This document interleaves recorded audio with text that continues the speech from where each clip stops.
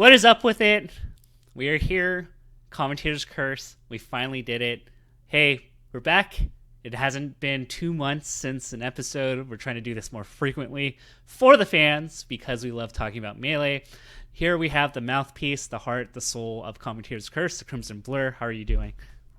I'm fantastic, Tafflekins. I'm very excited because I believe this is a second straight week of Commentator's Curse, which is what we used to do. New fans of the show might not realize, but this show used to be weekly. And we used to do this all the time. And then we kind of got wrapped up, but uh, try to maybe do it more weekly. Last week we talked and we were like, we really miss the show. We really miss hanging out with the fans and speaking the truth to the people. So really happy to be back, and we have a lot to talk about. And furthermore, we want to set the narrative Yeah, as how about that? As commentators, whenever we do that, apparently, because I know I haven't commentated in a long time, um, you know, setting the messaging out there and letting people know who's good, who's bad, and making fun of people is actually part of our jobs. so. What do we want to start off with then? How do we inform the people? Well, this is actually take two of the show because we had a few issues before, but now it looks like we're perfect. I'd like to talk about what we were finished off at, which is the new Xanadu location. Xanadu, if you guys don't know, closed down last week. They ran a final Smash 4 and Melee tournament out of their venue in Maryland. That location is legendary for 5 years. They ran weeklies there, the longest running weekly series in Smash history. To my knowledge, I don't think any weekly has ever surpassed Xanadu in terms of number of consecutive, number of tournaments held at. I don't think any venue has ever held as many tournaments as Xanadu has. Period. A very important tournament, a tournament that regularly got viewership for Smash Brothers on a weekly basis. In the FGC they have Wednesday night fights, the next little battle circuit. In Smash Brothers, Xanadu was it was a big deal to us. So obviously a very big deal. A legendary location closing down. What was us? What are we going to do without Xanadu? Well, the truth is, we are. It's closing down that location. But as they announced last weekend, they're about to open up an even bigger location out by this like horse track area. Gimmer put up a video on his Twitter showing people like some of the construction there. It's gonna take a couple months for it to come online, but alongside this new venue announcement, they announced Pound Underground and Glitch, a Wii U series that is going to open up the venue, and I think that's extraordinarily exciting. So, um, I, I think they're going to do a great job, and I felt like Xanadu was limited by their venue, so I'm actually really excited for them. And I'm as long as the finances seem to make sense and it seems to be sustainable, I think this is a huge plus for the MTVA scene. I kind of want to actually pivot because I feel like you're an MDVA veteran and you've seen the glory days of MDVA to when it was kind of like the laughing stock again, and now we've kind of seen this mini revival of it. So like, how much do you think we could like kind of attribute that to having like a Xanadu or a centralized venue? What's your take on like having a consistent venue?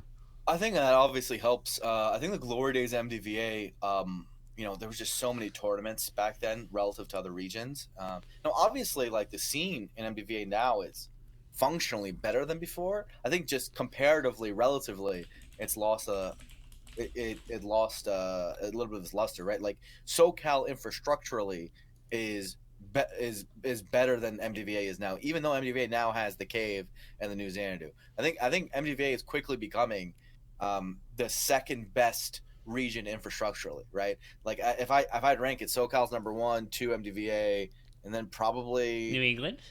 New England in terms of infrastructure, right? In terms of like events they host, what they've got going on. Toronto's beginning to do really well as well. Um, I think there's a lot of promising stuff happening in NorCal soon.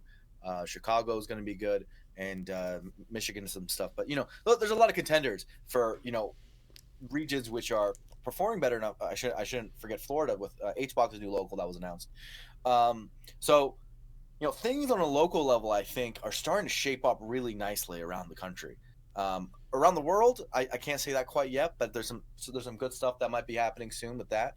And so MDVA has really stepped it up in that sense. And like we've said on the show many times before, when you build the infrastructure, when you have the TOs, when you have the events, like almost automatically, it's like clockwork. Great players end up cropping up, right? You have these amazing tournaments that become a hotbed for melee skill, right, and smash skill.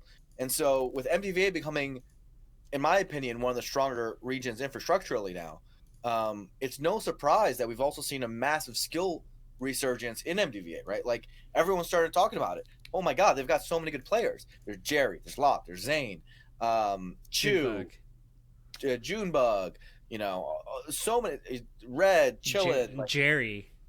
yeah, exactly. Like it's amazing players, right? And it's a lot of new names too, and that's what's exciting, right?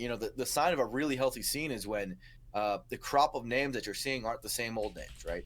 And I think MDVA is seeing that.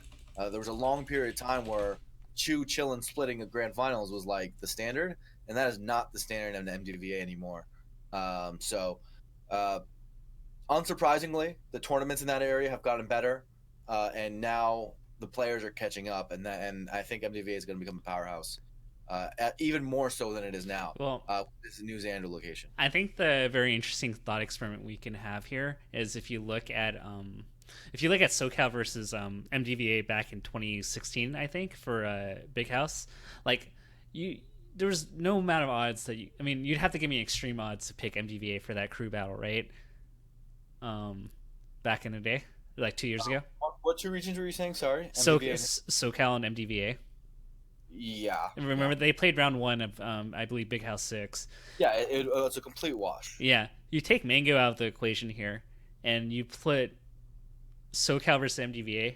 Like SoCal without Mango's a huge difference, obviously. That's actually Yeah, really close if you look at the people and the players that represent both crews. absolutely. And yeah, they even with Mango, I don't think it's a complete wash because Chew can do decently versus Mango, right? And I think they're really deep.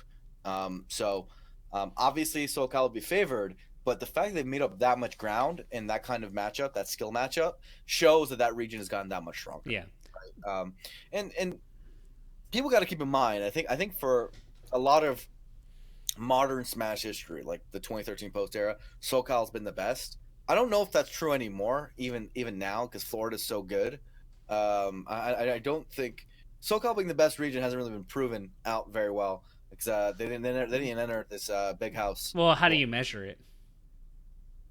I think the big house crew battle is the best way to do it. I mean, but like certain regions have like Florida, like you kind of look at their skill curve at the very top. They're by far better than everybody else for their top 5 or top 4, roughly. Well, yeah, their top 5 is clearly better. I think once you go down to top 10, it gets really interesting. And then I still think top 10, it's pretty. They're really good deep too.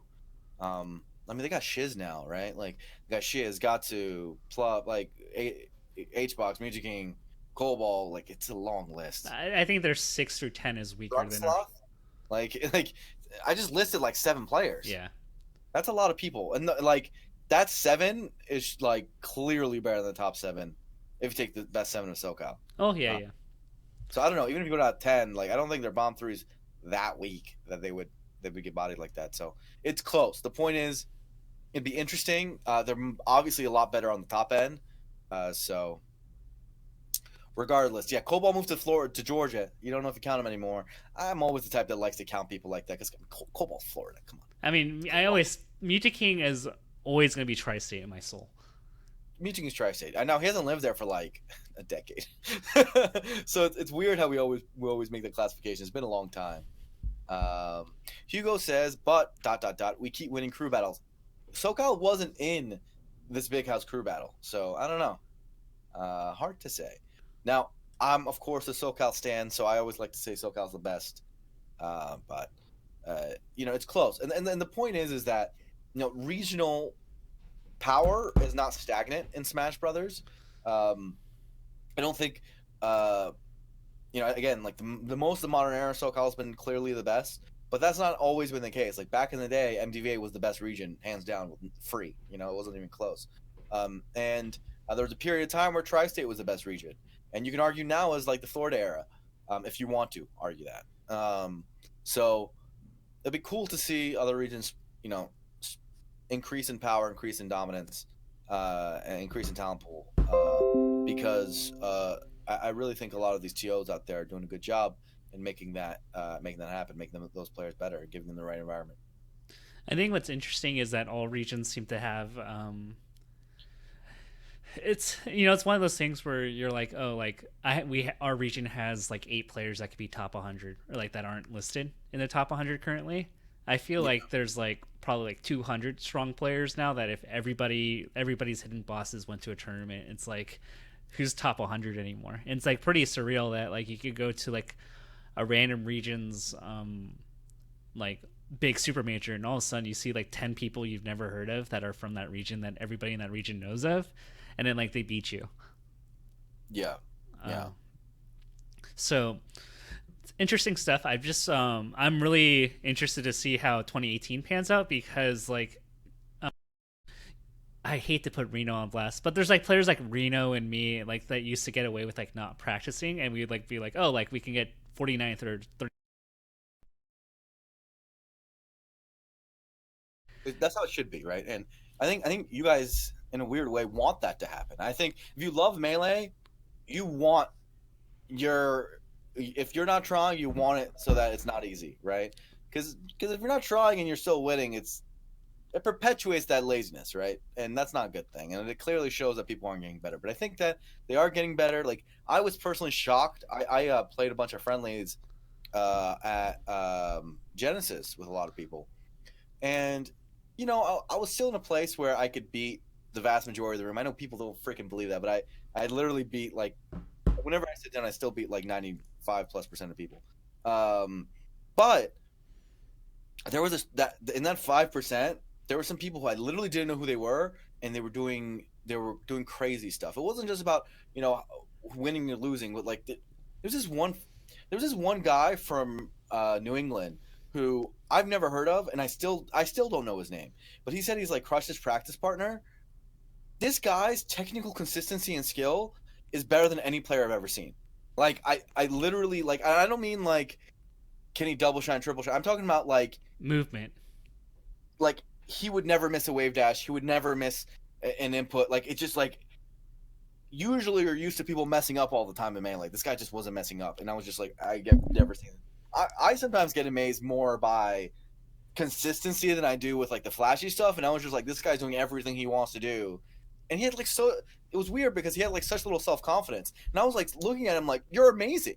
You're actually better than everyone. Uh, if you get a little bit of self confidence, you beat everyone. You're crazy, dude. Um, so that guy was crazy, man. He was a fox. If someone could find him for me, uh, like I'm a, he was amazing. I He, really do think so. yeah. I actually have like a funny story from last year. It's kind of a humble. It's a kind of a brag. It's like, or actually, it was like almost 2 years ago. Now that I think about it, so I go to SmashCon and I'm like trying to warm up, and I see random Fox. I'm like, cool. Like, I like playing against Foxes. I don't want to play against Puff to warm up. Yeah. And I play and I keep losing. I'm just like, who the hell is this guy? Like, and I'm like starting to try hard. I'm like, okay, this is like game one, and I kept losing. I was just like so mad because when you lose, like you're stuck like waiting for the next game, and you're just salty. And I kept losing. I was just like, oh god, like this is not going to be good. Turned out the kid's name was IBDW. Yeah. Well, there you have it, right? Yeah, So, and it's one thing when it's like someone you've heard of and know of because they've made top 100 or whatever. But there's more people, at least in my estimation, that I just straight up don't know of, and I like plugged in against them, and I was like, "Holy smokes! What is going on here? You are crazy good." And a lot of those people you still end up beating, but you're just like, doesn't matter. You have so much potential. I like what you're doing. You have awesome mind for the game. Please keep playing. yeah. And that's awesome stuff, right? That's great to see. I So, Thankfully that gave me the wake up call, and I think if had I not played those friendlies like with IBDW, I would have lost to him in tournament. Lo and behold, we actually played in losers bracket, and I ended up winning because I kind of realized how I figured it out like in the friendlies. So IBDW, I only beat you honestly because we played friendlies and I figured out your style. well, there you have it. Um, and then there's people like the Stangos of the world that like are clearly really good, but they just don't travel enough. Yeah, yeah. Stango's hella good, man. He's been whooping his region. So, I'd love to see him travel more. I mean, it is a thing in Smash, right? Is that like the top 15, top 20 travel a lot, but like the people below that often don't, especially after the top 40. And a lot of those guys are really good, and I'd love to see them get an opportunity. I don't know what happened, but compendiums used to be a lot more popular and like a lot more poppin'. I feel like a year or two ago, and now I feel like I don't see them as much anymore. Now for the National Arcadian, SoCal did a little drive, and I actually like how Armada popped in and said you guys should send Avalancher to the SoCal Melee group. you're in the wrong region, Armada. But yo, Avalanche would be fire, but also I feel like he'd beat everyone. He like takes games off Armada. He's the National Arcadian be free for Avalanche. Am I crazy here? Hey, Crunch is taking games off of Armada. Wait, can Crunch enter? Yeah, he's never gone top 100. Oh yeah, it's not top 100. But yeah, I don't know. Avalanche feels a lot better than Crunch to me. Am I? I don't I know. don't know. There's a lot of killers in the top 100. I think Stango could technically enter the Arcadian. Is he not in the top 100? Stingo No, not top 100? no, because he didn't enter enough. What? He's not top 100? Yeah, like what was his like big performance last year? Can you name one? I don't know, but he should go to the National Arcadian because he can win. Yeah, he could win. In fact, he's the favorite, right? Um, I don't know. There's a lot of killers there. Yeah. Well, I think it's an awesome concept, personally. You know what it reminds me of? It reminds me of like. Now, I had this idea with the National Arcadian where I was like, imagine a world where like we had a bunch of like everyone was signed, like to like pro teams or whatever, and you had um like let's say 96 or 100 players were signed to pro teams, right? And everyone was signed. And then this is like the combine where everyone who's unsigned or who's like wants to be drafted or whatever goes and plays and shows their stuff. Uh, that's what it kind of feels like, you know. Um, I remember in the old Brood War days, how they used to run their tournaments was they had like a license to be a pro player, right? And so there were these tournaments that they had out in Korea, which was basically a way to qualify to have a license. And those were super serious tournaments, right? And once you got that license, it was a big deal, and then you can get recruited by a pro esports team, right? And stuff like that, I think, is like super hype because those are sometimes the most exciting tournaments. Like the guys who are just like really trying to make it and are on the grind. Dude. Oh my gosh, Brood War could be its own story. That scene is so rough. Like, I remember playing and like I forgot what the league was called. Like, you could have like grade letter rankings, like you're a C minus player, you're C plus, or you're B minus. That was so. Everyone was so good at Brood War that it was actually discouraging to like keep playing. Yeah, Brood War was a very, very good but also brutal game. Yeah, there's the Courage series. I think it's actually really interesting to watch like their YouTube videos of people going to Courage. Like we had like there's like videos out there of people like some of the best North American players and best Western players. Like I think there's videos of like Rhett going to Courage, for example, trying to go to Courage, which is like technically the amateur tournament, right, in Korea, and getting like extremely bodied, right, like over and over again because they couldn't make it out of what's effectively an amateur bracket and get a pro license in that region. So yeah, it's that hard. And honestly, like Melee's competition and how we like to underrate it sometimes, but how developed our game has become. Like we're on, we're in year 17 right now, Tafo. Yeah, We're on year 17. There it's pretty hard to become professional in Smash Brothers in Melee. It is an extremely developed metagame with a lot of really good talent that's like cultivated for a long time. And sometimes the best storyline is like the kid who's trying to make it, who's trying to overcome all those odds. That's why I think National Arcade is gonna be freaking sick, personally. I think Crush has like the most anime like story. He is literally the little kid in the documentary. Yeah, but Literally. he's the little kid that reports back home, and like he takes it really hard if he loses because like his mom or his dad and his sister get like he feels like he let down his dad and his sister. One thing we don't really have in Smash that a lot of esports love to milk is, if you ever watch like the Riot or Dota documentaries or like a lot of this stuff, is that they make little content pieces about the pro players, right? So you'll see like a piece about Dendi, this Dota pro, and they'll like send a camera crew to like have an interview with his mom and his family and all that. Smash is unique because we don't really like. I think maybe Mango's mom has been on camera once, but like for the most part, Mewtwo King's mom and Hungrybox's mom. a little, yeah, so a little bit, but it's like more so when they put themselves on it. We haven't really gotten like pure content pieces about their lives. Even the documentary really never goes into people's personal lives a lot, and I think that actually would be a pretty good facet to understand. I think a lot of people know the arc of the player. Like a lot of people know the arc of Armada, right? Like he started out in Europe and then he came out of Genesis and he shocked the world, blah blah blah.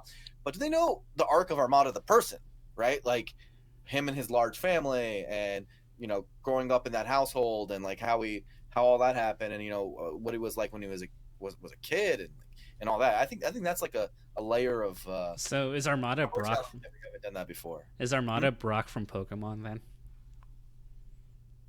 Yeah, and I love Brock, so shout out to Armada. Let's go, Armada. I think the trailer to the doc seem like they had footage of at least interviewing their family and going to Armada's home life. So I'm actually looking forward to how Samox pulls and depicts that whole kind of interview. Yeah, have we got an update on that in a while? No, Come on, Sam. I think it's been about 2 months since the last update, maybe a month and a half. Basically, the way I always put it is that man has a card for life. Basically, he can take as long as he wants. Matter of fact, he could not release it ever, and I'm okay with it, because the fact of the matter is that he did not get paid enough from the first one in the first place, right? And we only raised like 14 grand for this movie. Yeah. 14 grand for a freaking movie? Are you guys nuts? Like, it's obviously not enough money, right? For a movie, for a miniseries, right? So the way I look at it is, if he literally never comes out with one, I'm still cool with it, because he made the documentary. Yeah. Like, he has the pass. Matter of fact, we could donate another 15 grand, and he doesn't come out with another one, and I'm still okay with it. Because Samox has the pass. He can do whatever he wants. If I didn't have personal ties to Samox or PPMD, I would actually put up a straw poll on Twitter, posting up which comes first, Half-Life 3, the documentary, or PPMD. But I don't want to put pressure on them, so I'm not. Don't put pressure that. on. Yeah. I think the documentary is going to come out. I'm quite confident. Yeah, but okay. I'm 99% sure documentary first, and then Half-Life 3 is last. I think it's the one that's last. I don't know if PP. Who knows if PP's coming back? But yeah, that's my guess. All right, and in Melee HD, we can toss in as the fun fourth one. Yeah, that one's never happening. Right. But So, I mean, I don't know if we talked about Zane and Hungrybox. I feel like we already covered that tournament. That was like a week and a half ago. A little bit, I think. A little bit. I mean, do you think? Go ahead. Go ahead. Well, I think we're going to talk about a lot of this stuff as we go, but I also want to just tell the stream, we're actually going to try out a new segment in this show. If you guys watch the LCS, they do like this thing, Jat and Kobe. They do this thing called This or That, and so the Melee Stats team helped pick out some this or that questions for us, and then we're gonna talk about this. So I don't know when you want to do that, Taffo. All right, let's just do it now. Let's just do it now. So Okay. basically, it's a this or that. Which one do we prefer? A set of questions. So Okay. new segment, new commentators curse. We're doing it all. All right. So for the first one, by the end of the year, who's ranked higher, Ice or Triff? Oh, Triff. Free. Ice actually mentioned not too long ago that he has something up his sleeve. What's that? He just kind of alluded to something on social media. What? I mean, so you don't know what it is. I don't know what it is, but it looks like he's coming back and he's going to have a resurgence. So it's kind of interesting. This is the classic established veteran with Ice and an up and coming star, right? So make a call. I already gave my answer. What's your answer? I'm going to say right now Triff is better, but if Ice is going to come back and actually practice and play. I think his ceiling's higher. So I'm actually going to bet on Ice coming back, Wow. and I think Triff's going to go up in the rankings. Like I can easily see him being a top 20 level player. Like maybe he takes out the bottom end of the top 20. Maybe West Bowls or Swedish or PPU fall out. And then we can see Triff, if he does well at these few tournaments he enters, he kind of slips in there. RJ Thomas 1 in chat says Ice has been practicing Marth, according to rumors. RJ Thomas 1, not sure if he has inside info, but take that where you will. If he's playing Marth, then I'm picking Ice because Marth's broken. But no, I think it's very likely that Triff is going to be ranked higher by at year end. We're in March already, right? Yeah. And Ice has been basically non-existent so far. And Triff is, I think, actually genuinely better right now. So if Ice comes back and regains form, it's going to be later rather than sooner. And so if it happens, it's happening like by the end of the summer of Smash, and I think he'll have lost too much ground at that point to end up being ranked higher than Triff. But I do think, of course, Ice, this man was a top 10 player in the world, right? Like, so he's more than capable. But so is Triff, man. I think Triff is freaking amazing. I think that guy, just because he doesn't come to NA tournaments, is super underrated. He is extraordinarily good. I think there's a genuine gap between him and the other people in Europe at this point. He is very, very good. Yeah. I guess going down the list, we have Armado left and Triff and Ice wherever you want to put him, and then we have the next tier of like Over, Prof, Amsa, and then you have a bunch of other really solid players. Okay, so next question. This is going to be very interesting because both these players are up and coming. Crush or Zane for the end of This the is a year. hard one.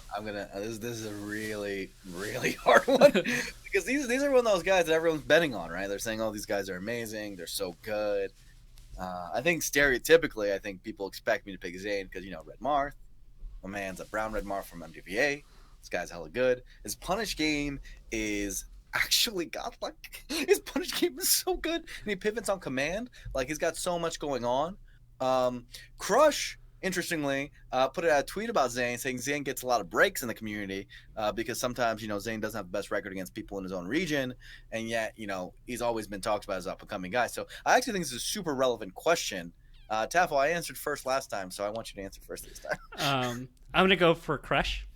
I just Okay. think his play is a little bit more fundamental. Not to say like Zane's not bad or anything. I think I have to give Zane. I have to preface this by saying Zane gets a lot of huge props in my book for not just being a spacey slayer. He did beat Duck. He took Wizzy to game 5. So it shows me that his good player fundamentals are actually increasing. I'm just a little bit concerned when people kind of begin to scout out that pivot in the corner that he's been catching so many people with, where he kind of runs to the side of Dreamland and into Foxman's undershoot slightly and then he grabs them and kills them. I feel like there's going to be very specific habits that Zane's not going to be able to get once people realize, hey, Zane is this type of player I have to study for and I'm going to have to prep for. So we see people study Mewtwo King and Hungry Box. Like, I wonder how Zane's going to handle the level of scrutiny he's going to get now that the eyes are on him. And I feel like Crush's gameplay is a lot more well suited for people who already understand how to play against Fox, yet Crush still wins. All right. I made my decision. I'm going to go with Crush as well, actually. I think Zane is extraordinarily good. This is no insult to Zane at all. I just think Crush is a little bit ahead of him in terms of raw skill from what I see. I think Zane has a lot of work to do in certain matchups. There's a lot of stuff he could be adding to his game. Obviously, his punish game is freaking ridiculous, and he can even make that better, which is nuts. And I think this guy is also one of the best improvisers in the game, so very good. However, Crush, one thing I'll say about Crush is that he has this arrogance in the way he plays. I don't just mean in his actual personality, because he's got that too, but I mean the way he plays, where it really feels like he moves with a confidence and a grandeur within the stage where he doesn't give anyone any breaks, right? And I really like it. I actually like both of their mental games in so many ways. But Crush, I feel like, has like this intimidating aura around him in the way he moves around as Fox, and that's awesome to see. I also think it's super fundamental. He has a good grasp of a lot of matchups. I like a lot of what I see from Crush ultimately, and so it's hard for me to play against him. The dude won Holiday Bash. Right, like that's a really, really good win. Like that's a really, really good win. I don't think Zane's had a win like that, right? Now Zayn's had some extraordinarily good stuff, right? He just got second in Smash Valley, but I don't think Holiday Bash like had like top 10 players. Like Johnny was there, right? Like and Crush won anyway. Like, it's hard for me to say that I think Zayn is going to finish like top 10 level this year. I could see that with Crush. So Zayn, I feel like there's a strong chance he's finishing top 15. Don't think he's going to finish top 10 for the year. But I think Crush genuinely could. So I'm going to have to pick Crush. Okay. This one's very interesting, and I feel like a lot of people are going to scoff at this and immediately think it's one answer, but it's a little bit closer than people think. Axe or Mutaking? All right, you start on this one first because I think I'm one of the first. Immediately, my gut's like, "Is this a question?" Yeah. So I mean, Axe has taken the last head-to-heads, and Mutaking. Mutaking has been very up and down. And so has Axe, to be perfectly fair. Mutaking getting 7th at a rather not stacked DreamHack Denver, 9th at Smash Summit, doesn't make top 8 at Genesis 5. Comparably speaking, Axe did flounder at Big House, but Axe got 3rd at Denver, where Mutaking got 7th. Axe beat Mutaking twice at Smash Summit, and also made top 8 at Genesis 5. So if you look at the last last 6 months have straight up been better, right? Mutaking has Canada Cup. So like, there's really high moments that absolutely beat out Axe's best, but we've also seen very interesting lows. So like, they're like, I'm not going to say like Axe's resume right now is better than Mutaking, but if you look at the momentum of how things have panned out in the past 3 months, it's kind of convergent in skill. Where I think like 6 months ago we would have said Mutaking clearly better, not even a question. But if you really scrutinize the last 2 months and really look at the data, it's a lot closer than you think. No, absolutely. And actually, it's not like I think a lot of us think that there's like the tippy top tier of the gods or whatever, and then Axe is usually the guy right outside that. He's been like that for a long time. And we think that, okay, that's uncontested, that's what it's been. But there's been actually a lot of eras where Axe has come super close to basically being actually ranked above those guys. He is that good. He's been close. He just has never quite done it when he's been in one of his surges, right? For some reason, it feels like every time that happens, he goes on a 3 or 4 month slump, right? This is actually one of those times where I'm like, yo, Axe is disgustingly good. And he might just become better than Jason. I totally could see by end of year Axe being ranked above Jason. I know that sounds crazy. But if you think about it, like as bad as Axe is against Armada and HBox, Mutaking is pretty bad against some people too. Like Mutaking has pretty horrific records against those guys as well. Now his HBox record last year wasn't that bad, right? And I think it was one of the best. Yeah. Yeah. It's shockingly good for Mutaking, especially because that's been a career matchup that's been hard for him. However, I think like no matter how I dice it, if I have to pick, I'm gonna have to go with the status quo on this one. I think Mutaking is probably gonna hold this year, just because Okay. I Let's do think an Axe slump is gonna come. It's gonna come with like I don't want it to happen. I think an Axe slump is gonna come. It just has happened so many times. Let me rephrase this. I think we both agree that Mutaking has a pretty good chance, unless something really strange happens with like Mutaking or Axe just like coming out of nowhere and just blowing things up. I guess what's the percent likelihood of Axe overtaking Mutaking? Oh, it's actually quite high. I think it's like 25. I think 25% chance. Yeah, that's about right. I think he has about a 25% chance that he could overtake Mutaking this year. I think there's just so many naysayers who just think he can't do it, but I personally believe he is so close to doing it. He's so good. But he could have been doing this whole time. He just needs a little bit of a breakthrough, right? Axe is so close. You don't get to be that good and not be close. So, no, Axe is a solid 25% chance. It's really more up to him than it is anything else. And for people who are going to take this video out of context, we clearly think Mutaking's like better. We just look at like, well, what's a possibility that Axe could overtake him? We're not saying that Axe is better than Mutaking. I pick Axe. I pick Mutaking. What do you pick? I mean, I think Mutaking. I think like 20. I said 25% chance. I think this is just more not to diss Mutaking, but it's more of a respect to Axe. Yeah, Axe is godlike. All right. He's literally like godlike. Close, but not yet. Jerry or Cyrox? This is actually extraordinarily difficult. It's funny because Cyrox, everyone was on the Cyrox's bandwagon, I don't really think he's underperformed too badly in any period of time. But I just think that like he came onto the scene super hot, and he's performing probably as much as well as we could expect. It, not a meteoric rise, and I don't think you should expect that from someone who is frankly risen so fast already. But Jerry's a new hotness, and people love their Jerry, especially after Xanadu. I mean, I think Jerry's really impressed me, and I think it was kind of disappointing last year that when Cal won Gods and Gatekeepers, like everyone's like, oh, Cal's like the best new Fox, and I'm like, you guys haven't heard of Jerry, man, or like all these other foxes that are just in these regions that are so good. I think Jerry's really solid. I mean, I think the big issue with these new upcoming foxes is like they clearly have skill within their own region, but they have to go through the growing pains of playing a matchup they don't know or playing against a playstyle they're not familiar with.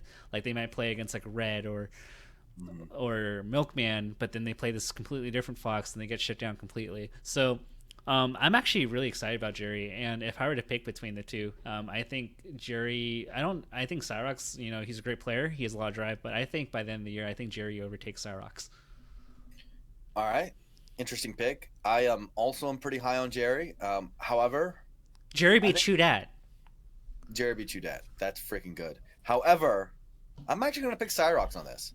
Um, I think Cyrox does some things in the game that, and this is like literally a pure eye test thing, and maybe this is because Cyrox's style is a little bit more flashy than Jerry's.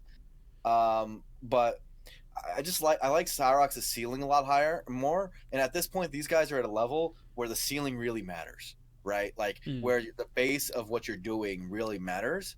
Um, and I agree with you. I think a lot of Jerry's stuff has to be taken out of region still, and it remains to be seen how that'll fare. And I think Cyrox at this point has a little bit more experience under his belt. So when it comes down to showtime, the tournaments that really matter for an end of year ranking, yeah, I still like Cyrox, and I think Cyrox has another push within left in him, and he's still got a lot of fire. So I overall I take Cyrox. I This is a super close one, so I wouldn't be surprised if I'm proven wrong. But I'd love to see Jerry perform better out of region before I pick him over a guy who I still am super high on in Cyrox. So I don't think Cyrox has done anything to deserve losing that favor. In my opinion, he's still performing pretty well. That's fair. Yeah. Ooh, and this last one. We're not going to talk about players. We're going to talk about regions. Okay. MDVA or Tri-State. Oh baby. Okay, so let's break it down. What players are on each side to FO? All right. We're gonna just for this. I think Rishi is. We're gonna just say he's MDVA. Because like. He's MDVA. I don't care what those Okay, guys. so He's are we doing 5 or 10 man crews? Let's do 10. All right. 5 doesn't say anything about a region. 10 or 8 is the right number. I All like right. 8 more personally, but 10, let's just do 10 for this. All right. Let me write this down. So MDVA off the top of my head has Chu, Lod, Rishi, Junebug, Zane, um, Red, Milkman. Let's see. Who else? I mean, this. Dude, chillin' Mang. I'm not putting Chillin right now. Chillin's been ass. Oh no. Oh no. Uh, Oh no. all right. Did we put an Ice Climbers on it? Did you put Jerry on there? I did not put Jerry. So this already has like a million foxes. I'm actually a little bit concerned about this group. So right now we have 8 players. We have Chu, Lod, Rishi, Junebug, Zane, Red, Milkman, Jerry, and then I guess you could put. There's like 3 Sheik mains you could pick. I guess you could pick Juicebox, Plank, or Hat. You can also put Aglet in there. You can put Cool Lime. The hell is Cool Line? Dude, you haven't heard of Cool Lime, the I've Ice heard Climbers? Cool Line. Dude, he's the one that beat Leffen in game 1, and then Oh, and then that guy. and then That he got like whooped the next game. I see. Okay. All right. So for Tri-State, someone Algebra put out in chat. Swedish Diz Moon Hacks. You're including Diz? I don't know. Okay. Swedish Diz Moon Hacks Smuckers IBDW Darktooth Two Saint. That's 8. And then once you start doing the last 2, it gets pretty tough. Maybe throw in DJ if he's still playing. I think DJ plays enough that Yeah, you could do it. And then And they're including Flocks, which again could be considered New England. I guess, and then depending on matchups, you put Zealous, Rio Beater, maybe. For matchups, isn't Zealous just obviously in the list? Rio Beat's not bad, and maybe like has certain matchups I too. think maybe he's actually freaking sick. And so I'm not saying neither of those guys are good, but aren't good enough. But how's Zealous not make this list? Zealous has got like SoCal. I mean, Tri-State's just that. deep. Yeah. Tri-State's pretty freaking deep. Having said that, this is MDVA. this is I don't think. Wait, this is really? actually, I think it's really close, man. Like, are you serious? like, This is dude, close. did you see what Smuckers did like a couple weekends ago? It's all good. It's all good. Um, All right, dude. all right. Okay, Sorry. let's examine this. Like, Smuckers, Moon, and Diz like are really strong. Dude, counting Diz is he lives in NorCal. I mean, okay, whatever, sure. I'm actually curious. Like, how many locals has Diz Kid gone to? I mean, I see Diz Kid's name at least coming to NorCal locals. uh, I mean, I don't know. I know Diz is literally 50-50 in terms of what region he is. I think Rishi is like 80-20 MDVA. If we were to like put, No, he's like 95-5. yeah, I don't. Richie's MDVA. all right. Okay, so. Um, So I mean, here's the thing. I think for Tri-State to be close, you have to really count. Like, you have to count Slocks and you have to count Diz Kid. You have to. why don't they have? Okay, And then even then, I think MDVA probably. I mean Swedish is there, and Swedish and Moon are pretty strong. Swedish Moon's a very good core, but is it better than Chu Zane? I think Rishi so. Lott? I mean, Chu Zane, Rishi Lott? Chu, That core is just nasty. but like Chu's been. I hate to do my boy Chu this, but he's been straight. You don't hate it. You don't hate it. Why do you say you hated it? You don't hate it. He's Chu's been straight ass though, and like he almost lost to Spud. I think he should have lost to Spud. He lost to Santi, who's like terrible at Ice Climbers matchup.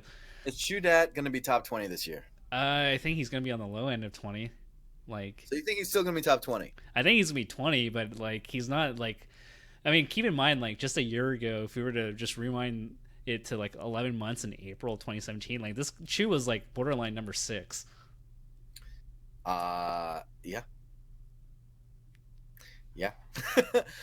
My man dropped harder than a rock, man. Like, have we had like another player drop like that close from like godhood to like what the hell happened? I mean, is Ice Turns is out, sitting on stream and commentating CPU battles with your boy Big Buffalo doesn't make you better at melee. I guess not. That actually is not the best way to get better. Turns out. I mean, Shock so to I don't me. think that Chu's been like that good. And like, look at Smuckers recently. Like, he's been. I mean, Smuckers like bodied Zane straight. Smuckers is pretty good. Smucks. Okay, so we're basically arguing the core, right? Like Yeah. the top four, right? Laud Rishi, Zane, Chu versus Swedish Moon, Smuckers. What would be the fourth? Swedish Smuckers, Moon. I don't know. Do you give them Slocks? I think Slocks is really good if you Okay, give so it. let's give him Slocks just because I think they need. I mean, if you give him Slocks, you give him Diz. I think they need. I think Tri-State needs those two to be competitive. So let's give him Diz. If it's 4-4 there, then okay, you got a good point. It's probably that's about even. And then the thing about this That's is about that is like almost exactly straight even.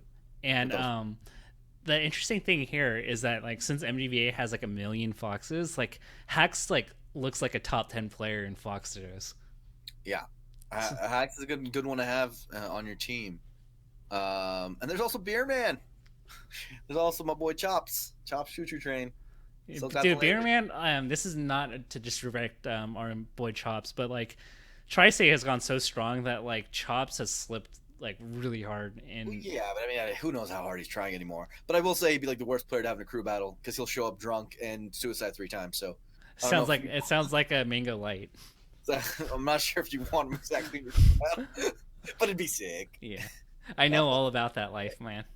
Job's got the laser, baby. Okay, you're MDVA. You're favoring MDVA here. You're feeling them. I think I have to. I Okay. think we just talked about good Jerry is. I mean, we just talked about the top four. Still got. I think you add Jerry then Rishi to that. Like it's pretty freaking strong. I just think that okay, if the top four, if even if you give them Slox and Diz are relatively close, the 5-6 favors Yeah. MDVA, and then like the 7-10 is probably a wash. Maybe slight tri-state, but not by more than like one stock, maybe. So I think I think it's still MDVA. Yeah, I for think sure. the issue I have here is so when I look at this tri-state lineup, actually the moon has choked a couple times. I wouldn't be terribly comfortable with Junebug, Milkman, or Zane in high pressure situations. Like you know how in cruise like you get the jitters, like I don't. I'm not comfortable with most of these people in both crews in high pressure yeah, situations. that's true, that's true, The that's only true. one I'm confident in is Chew. Bro, Chew could take like 50 stocks. That's also true. Chew I could. forgot about that. I forgot to Have take we that into account. forgotten that the most valuable person in both crews is still Chew? I don't care what we say about he's dropping off. Chew Dat in crews, Ice Climbers in crews. You give him FD, your boy is taking 8 stocks minimum, right? Like it's like a guarantee. So I don't know. If there's anyone who has a chance there, it'd be Chew to go on a run. I agree that there's a lot of people who I wouldn't exactly bet for in crews, but maybe if Moon had like an FD counter pick, he'd be a big deal. But I mean, is he really going to do better than like 5-6 stocks against the Well, best players? I don't really know who take. I don't know. I don't know who like really does well against the moon on this lineup. That's my issue. Yeah, yeah, but I don't think he does well enough to like do like massive damage like a Chew could do. Chew could literally be a meteor, right? Like what do you put Chew against Swedish? And Swedish is not going to be picking Peach on in a 10-man crew battle, right? Yeah, Like it would be scary.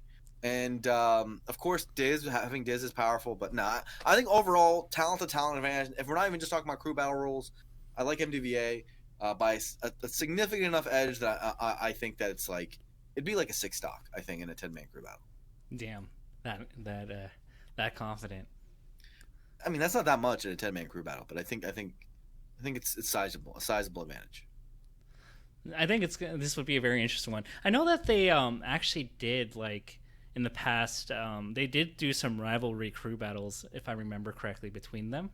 I don't remember the last time they did it, but I And they know. should do it. Don't get me wrong, they should do it. And then they can all argue about Slox, Diz, and Zane and Rishi, and it'll be a good time. Yeah. Those, that'll be a part of the drama. Yeah, I agree. So that's the first ever edition of This or That. I hope you guys enjoyed that, and Yeah, hopefully we come up with interesting topics. If you guys want us to debate a future one, I'll give you guys a secret email in the future. yeah. Tell us if you guys like that. We can do more segments in the future if you guys want to maybe submit ideas for segments in either the YouTube comments below, the Twitch chat, whatever you want to do. That'd be good. Uh, so Awesome. yeah.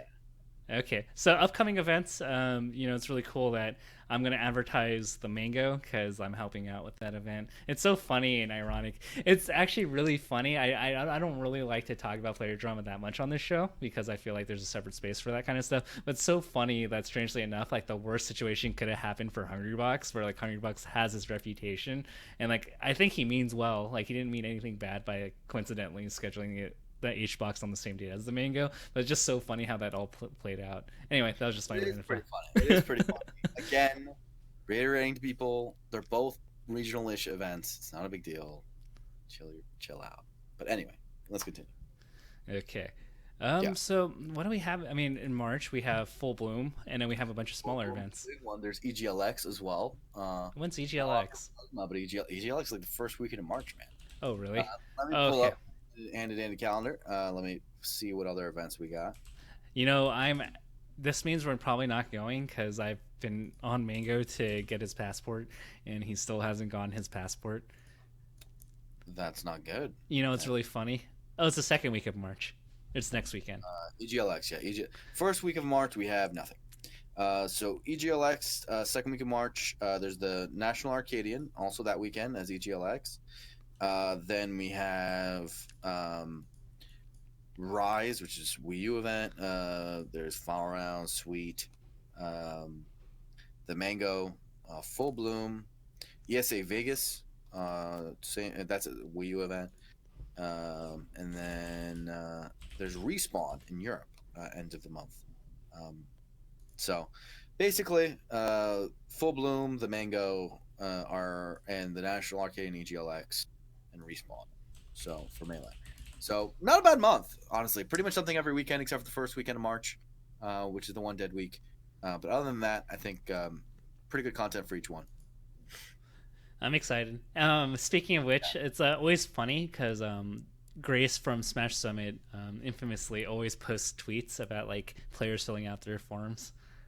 Yeah. Yeah. So, little known fact, a lot of people don't fill out their W-2s, they don't read their emails. It's actually tough to get a hold of players. That shouldn't surprise anyone. Some go on only go on Facebook Messenger, some use Twitter only, some use Discord, some you have to go into their stream and talk to them and donate like $2 so you get their attention. You have to do a lot for different players, man. I don't know how you do it. What's the blur bat signal to the players that says I have to answer this? I mean, I actually just do Facebook. I mean, it sucks, but I would love, by the way, and this is just more of a societal aside. I would love to take Facebook out of my life. Like, I would love to deactivate my Facebook, but my job and what I do in Smash literally disallows me from doing it because you have to use Facebook in Smash Brothers. You just have to, and it frustrates me daily because I literally hate that company, that website. I hate everything about it. There's nothing I dislike more. And the fact that I have to use Facebook, but I'm chained down to this system, and it's unfortunately the only way that Smash Brothers players respond. So I want to actually do another fun segment. What if we do a snake draft of like 4 players each, and Okay. whoever wins the Arcadian wins the pot. Oh snap! Okay, let's do it. All right. I don't know if everybody's signed up at this point. Like, there's 10 days left. Like, There's my boy Wieners is probably going. Can I take Wieners? I'm not picking. I'm gonna let you on a little secret. I'm not picking Wieners. It's very unlikely he wins the event. It's almost impossible. Okay, so let me send you like the link. Stango can enter. I'm like, come on. All right. I got the attendee list. Wait, Bananas can go? Yeah. That's broken. Bananas is gonna win. Is Bananas going though? Unless Oh, Stango. he is going. Bananas. Oh my gosh. All right, I'm gonna open up the Smash GG. Can you someone link? I linked it in the chat already. Apparently, there's like a regular tournament going on at this event too, something like that. So, okay. So for the people at home, A Rookie's gonna be there. Oh, jeez, a lot of good players. So there's A Rookie, Smash Bob, also known as the Slayer of Moon, Wenbo, the homie, Cobb, Harriet the guy, Cobb. Who else is there? East Coast Jeff, the homie from San Diego. Ironically, he used to be from Boston. Who else is there? Who else? Oh man, the thing with this is that it's not ordered by skill like it usually is, as well as others. Yeah, because there's no rankings. Bananas seems like clear favorite from the list I've seen so far. There is Crunch. There is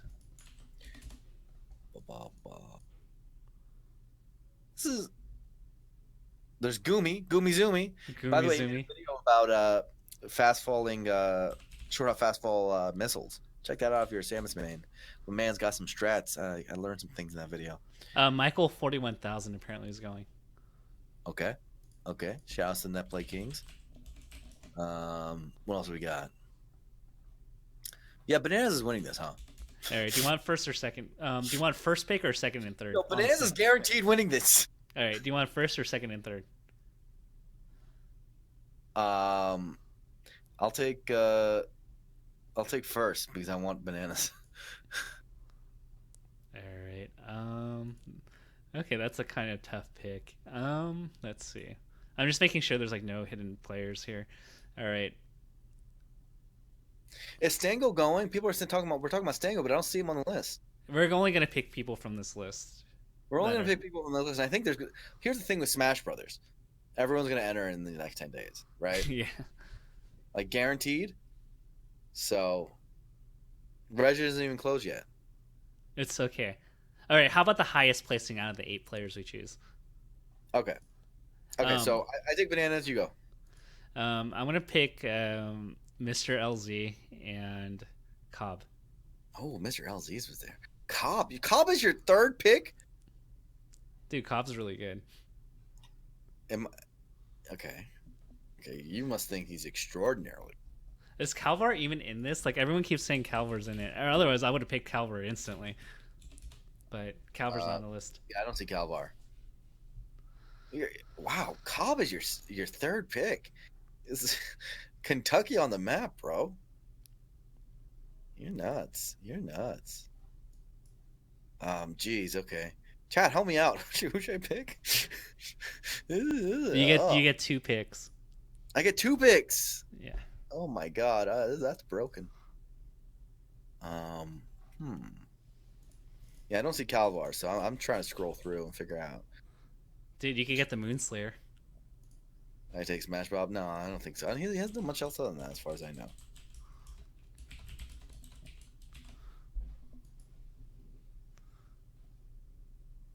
I could take 40-second. 40 seconds, pretty good. He's pretty good. He's pretty good.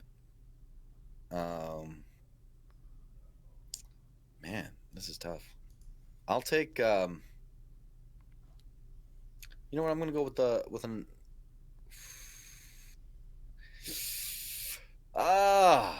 You know when Okay. you're playing Pokemon Stadium, you're trying to pick which Pokemon in the stock list to pick.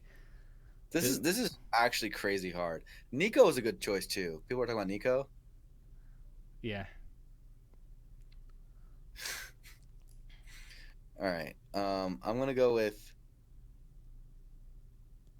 Oh man, Bunk beat. Oh yeah, Bunk. Bunk beat this kid. Huh? Damn it! You were that was the pick I was eyeing. All right, I'm gonna go with because now we're just throwing all caution to the wind. I'm gonna go with Nico and Bunk. I wanted Bunk, you punk. All right, I get 2 picks and then you get one. You get the last one. Yeah, okay. I'm doing Nico and Bunk. All Yo, right. this is actually impossible. This is like picking Pokemon in Pokemon Stadium for like Yeah. the Prime Cup or whatever. This is super difficult. I agree with you guys. Drafting it right now is a little bit dumb, but it's actually cool to see because once like a lot of other people register, maybe it'll become a little bit more obvious. Like let's say if Stango registers, we just pick him. But here it's like trying to pick people who are honestly like top 200 level. It's like harder to pick. It's hard to gauge their skill.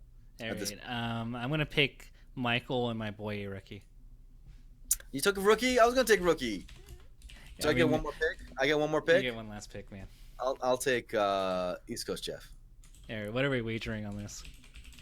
I don't know. However much you wanted to wager. All right. We'll just do dinner. Let's do dinner. Okay, Yeah. cool. So I think I picked the better team. I mean, All right. We need I have bananas. I'm gonna win. All right, we need to recap this for the people at home. So Fleur picked Bananas, Nico, Bunk, and East Coast Jeff, and then I picked Cobb, Mr. LZ, Michael, and Areki. Yeah. Okay. So high value picks, fun stuff. I'm excited for that event, man. I think it's a great idea. Like I said. I should. Go ahead.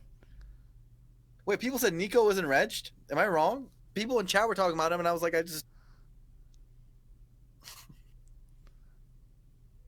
well, Okay, fine. I'll give you Nico. yeah, whatever. Either way. Regardless, fun time. I think Mr. L's is a good pick for you too. It's If Nico's not regged, just give me 4 seconds. Is what I'd say. okay. Okay. That was fun. I think it's kind of interesting because Stango didn't register, but then we were just like, oh, like let's pick Stango and Bananas. Yeah. Anywho, do you think it's time for us to do our question segment yet? What do you think? Well, I got one more. So this is the Arcadian level draft, right? Yeah, Full Bloom. Two of those people get to make it into a summit slot. isn't that crazy? That's a pretty nutty thing to happen, right? With Full Bloom, has been doing a good job with his cross promotion cross events. I'm gonna say that. My boy Louis doing work. Okay, so I'm gonna make the assumption that they went by top 8 Meow. So sorry, SFAT, you're gonna have to fight through the gauntlet. Yeah, I think let's put the Full Bloom. Full Bloom is actually super stacked. Like it's almost like it's almost super major status, and not in terms of like, of course, number of attendees because they had to cap it, but the people who are there, they're 40 MIUM top 100 players. 40. Yeah, That event's gonna be crazy stacked. Like, there's HBox, Mango, Leffen, Zat, SFAT, Wizzy, Chew, Johnny, Shroom, Swedish, Duck, Crush.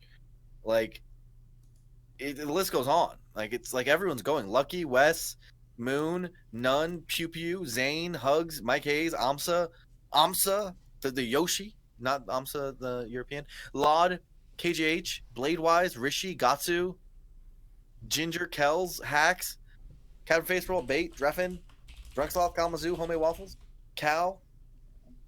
Like, I can literally keep like, it is so many top players going to this thing. Full Bloom is very stacked. Again, it's capped, so we can make a more honest analysis of this one, right? yeah. I mean, unless there's like random TPPs, because Mango technically wasn't. I wouldn't be surprised. Mango got added last second, right? So I could see like a plop or something like sneaking in here, and changing things. I mean, up. there's like 472 people here, and I'm wondering like, yeah, I'm wondering what's their cap? Did they say it was like 512? Oh no, 352. Yeah, and they're extending that, so it's going to be a pack. Right, let me look at how many melee singles. So they have 353 attendees for melee singles, for what it's worth. Yeah, they're pretty much capping it. It is going to be an extremely stacked tournament. If it's pretty much the event that everyone's been looking forward to ever since Genesis, Full Bloom. I'd say. I mean, obviously EGLX is going to be exciting too, and so will the Mango and all that. But okay, so we're going to assume Mango, Honeybox, Leffen are in the summit, and I'm just going to say Melee on me top 8. So SFAT, sorry you didn't get in, and Wizzy too. Oh, so we're saying SFAT and Wizzy are going to get invited too. Or Wizzy gets invited, SFAT doesn't. Oh, okay. Okay, so you're saying who's gonna get the invites? Who's the top 2? So who are the top 2? So 4 slots already gone. So it's going to be the top 2 non-invited players. We are not confirming who already is invited to Smash Summit. Just FYI for everybody at home. Just an educated guess. That's all it was. Yeah, we're just assuming Melee and on me top 8, which would include Wizard but not SFAT. So among that list, so first off, do we see? I mean, is top are the 4 people invited, Hungrybox, Mango, Leffen, Wizzy, is it safe to say that 3 of them are probably going to be in the top 4 at least? I think 4 of them will be in the top 4, but yeah, continue.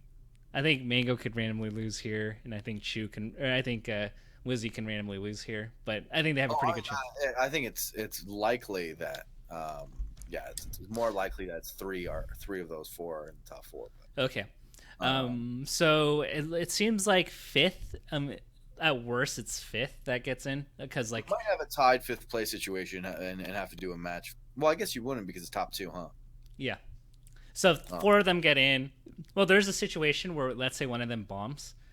Yeah, and then you get 4th in the tie for 5th, and then the tie for 5th have to do a match. Yeah. Ooh, that would be the Bobby Scar match. The Bobby Scar match, baby. Okay, so with that being said, we have the people who can qualify: SFAT, Chewed, S2J, Shroom, Duck, Swedish, Crush, Wes, Lucky, Moon, Nunn, PPU, Zane, Hugs, Mike, Amsa, Laud, KGH, Bladewise, Rishi, Gatsu, Ginger, Kels, Hacks. All right, and then the list goes on. It's insane. Yeah. It's an extraordinarily stacked tournament. Very hard to pick, but we got to pick 2, right? So, off the bat, I know some people I'm not going to pick probably. So I'm just going to go through that. I don't think I'm going to pick Chew. I'm not going to pick Shroomed.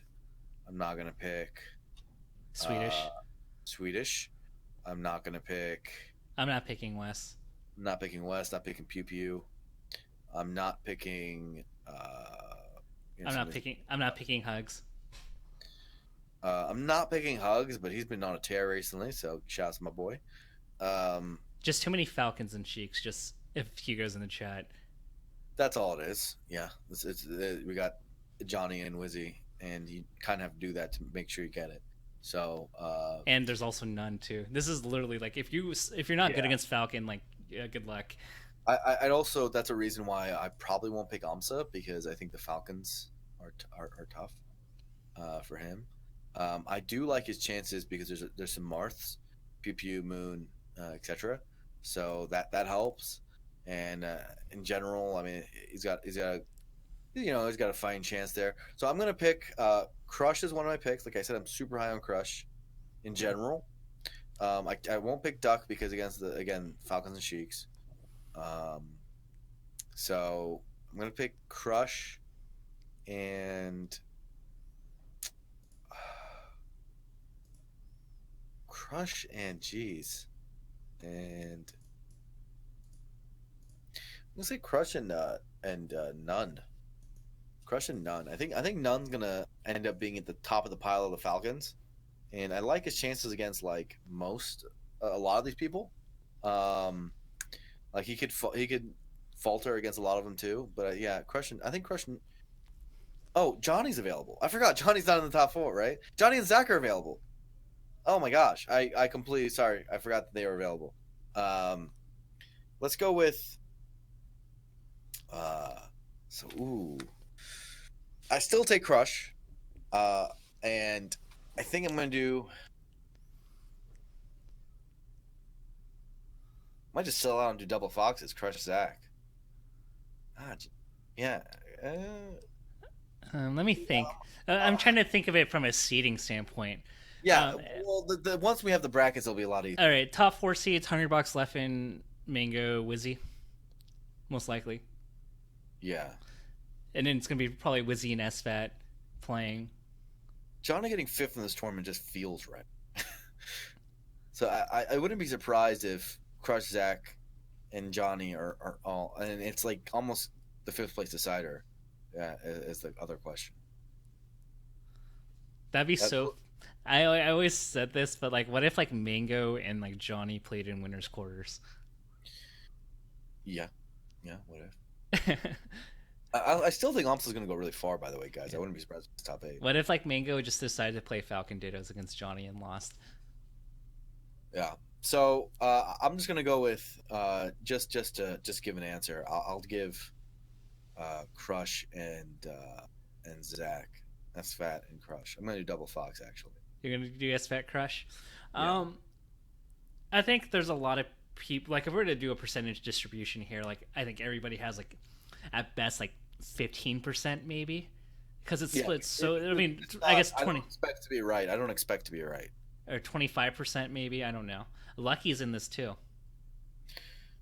Yeah, but I wouldn't take Lucky over Zach right now. Okay, that's fair. I think for me, I'm gonna go with Amsa.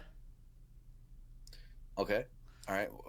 Despite the Falcons. I mean, he beat Wizzy last time, That's true. That's true. and like he's actually been grinding that He might matchup. not play Johnny. Who knows? He's been grinding. He grinded that matchup since Summit. I actually got to have. Remember we had that conversation at dinner that one Yeah, night. that's true. That's true. Um, Omsa's English has gotten better, guys. Let it be known. He's pulling Armada. He's like getting it. so. So here's the thing with Amsa. Like I'm pretty confident he'll beat SFAT. If they played, I'm pretty confident he'll beat Shu. I think Wizzy is kind of a coin toss. I think SCG is slightly favored. I guess Shroomed in Swedish might give him a little bit of trouble, but like I think Duck would struggle against Amsa. Crush is kind of a coin flip. I don't know if West Bulls would beat him. The Marts wouldn't beat him. I think Lucky might be slightly favored. I think overall the matchup spread, like I'm feeling Amsa here. Yeah. So that's my. We might be underrating a guy like Shroomed. If he plays, I mean, who knows if he gets like plays like Wes It's possible. My gut tells me that he hasn't been practicing much. Well, yeah, but that's always the case. I mean, there's a case at what was it, Smash and Splash and Royal Flush where he was grinding out tech skill and punish game, Uh, and then I mean, Dewan's just not a grinder, man. yeah, he literally hasn't been practicing, so I'm not very confident in him. I mean, that's why I didn't pick him too. I was mostly like, he's got to have dropped off a bit simply from that fact. I mean, he's still shroomed, right? is it safe to say that I think the interesting thing here is if any of them could beat Leffen or Mango in winners. I don't think Hungry Box is not losing. I'm just gonna be straight up with that. I wouldn't go that far, but yeah, Hungry Box is not losing. SFAT could do it, for example. Or I think no, I'm just saying Hungry Box before Hungry Box is pretty safe to get to winner semis. Yeah, he's not more than likely he will. So I guess the big question here is if Wizzy, Mango, or Leffen are going to lose, going from winner quarters to winner semis. Yeah, well, I mean, obviously Wizzy could. Mango and Leffen could too. Honestly, it's none of it's out of the question. Yeah. So I think whoever has that, if Wizzy seeded 4th, whoever seeded 5th, 12th, and 13th have the best chance here. Zach will be seeded 5th. That's one of the reasons I picked him too. Oh, okay. I'm gonna go with Zach. That's straight up, I think I'm gonna go with Zach and Amsa. Zach and Amsa? Okay. Yeah. I think this is kind of one of those weird situations where being seeded 8th or 9th is actually really bad. Yeah, because you get H-Box. You get H-Box. But getting seeded 5th, 12th, or 13th, granted you have harder earlier brackets, but it gives you a better chance at getting that summit slot. Because if you win the 12 versus 13 match, then you get either SFAT or Wizzy. And that's so much more doable than playing Dwell points out that SFAT hasn't beat Wizzy in over a year. That's a stat, isn't it? Yeah, SFAT, the closest was Big House where they went to game 5. That's true. That must make Johnny feel bad. Yeah, edge on Johnny. Yeah, because at Big House, everybody in Cali blew it because was it Alvin L defeated Wizzy, and in between Johnny, Pew Pew, SFAT, and another player, only one of them had to beat Wizzy, and they all blew it.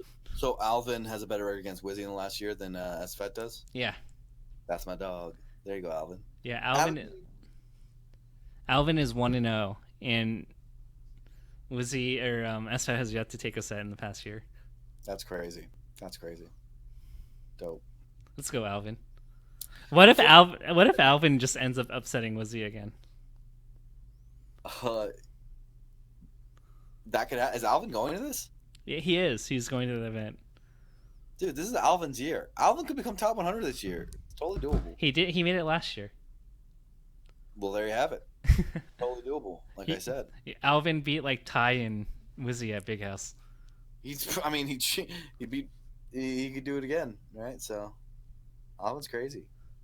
Okay, well that's interesting. So we both share commonality with SFAT, and then you're a Johnny believer, and I'm a AMSA believer. Yep. Cool. But I picked Crush. Oh, you picked Crush. You did double Fox. That's right. Fox did Crush. I think Crush is so good. He's so good. I picked Crush over Zane, man. I'm high on. That's just it. Okay, so are we gonna do questions now? Yeah, we can do questions. All right, fam. So, Tafo, put the Ask FM link in the chat. Basically, we just take questions from the crowd, and we start trying to answer them from the homies in the crowd. Anything you guys would like to ask me or Tafikins, just put in the Ask FM. Don't use Twitch chat. It's hard for us to follow that. So please just use Ask FM link. I'm going to go grab a little bit of water. I'll be right back. All right, I'll stall in the meantime. Actually, you guys, this has been one of the most technically well-produced Commentator's Curses yet. We have segments. We have good audio. Tafo's mic isn't messing up. We might just be in a new era of Smash Brothers content here, ladies and gentlemen. Commentator's Curse might just be back. How you like that? It's pretty good.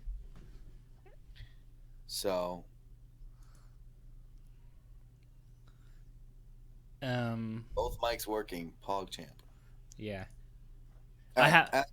Send us questions, please. No one's sending No one's sending it. I guess going to Ask FM is too much work for people in the modern era. Is that what it is? Yeah. Well, someone's gonna send a question. If we get no questions, we'll shut it down, I guess. Oh, actually, that's a pretty good mention. What do you think about the top 100 all-time list? Uh, what do I think about the top 100? I mean, I disagree with most of it, but I like that it exists. That's all. I think it gives us a good baseline, right? I love any content they make. I love saying I disagree with it. I think it's one of my favorite things, just Yeah. because. It's because like Edwin is like this like happy puppy that just like wants the blur approval. Like you're like the Asian dad that just says no, it's not good enough. Well, I have to. How is Taupe that low? Taupe was good for like 8 years. My man's results are godlike. Okay, well that perfectly segues into the question: most overrated, underrated. Oh wait, never mind. That's current top 100. Never mind. I'd have to see their list again. I think I can pull up Reddit and they have. I think Reddit has like the most recent like 51 If through anyone could 100. find it for us, that would be great. I'm gonna try to find it as fast as possible. But yeah, the first one I was like, I even commented on it. I was so bad that I was just like, Taupe literally cannot be that low. A man is godlike. Where's the all-time list? Let's see if we can find it. Now they haven't finished the list, guys. So we're if you're watching this after all of it's been released, we're just talking about the first like 40, 50 they put out there already. Have you found it yet, Tafo? No, I haven't. Oh, jeez, jeez, we're trying. Dude, we're trying, man. Yeah, this is the Edwin Budding and Pikachu 942. 942, whatever his numbers are. Their list. I don't know why it's 942. I guess I should look it up. There's got to be a Reddit post that just lists out all the ones they've listed. All right, we're gonna go to Reddit SSBM, find the article link, and then find similar, and then that should lead us to the Smash Bros. 51 through 100. Wait, where the hell is it? Oh my gosh. Oh, okay. I found the most latest Reddit thread on SSBM. All right. Oh boy. Okay, I got it. Okay. All All right. right. I coincidentally got it too. No, I didn't get it. I didn't get it. All right. All right, I got you. I got the goods, man. Get the goods, baby. Okay. All right. So where's the where is it? Oh, okay. And Got it. look in the comment thread. It's like the second or like the third highest Okay. upvoted. Okay. So most underrated. Um. Okay. So stuff.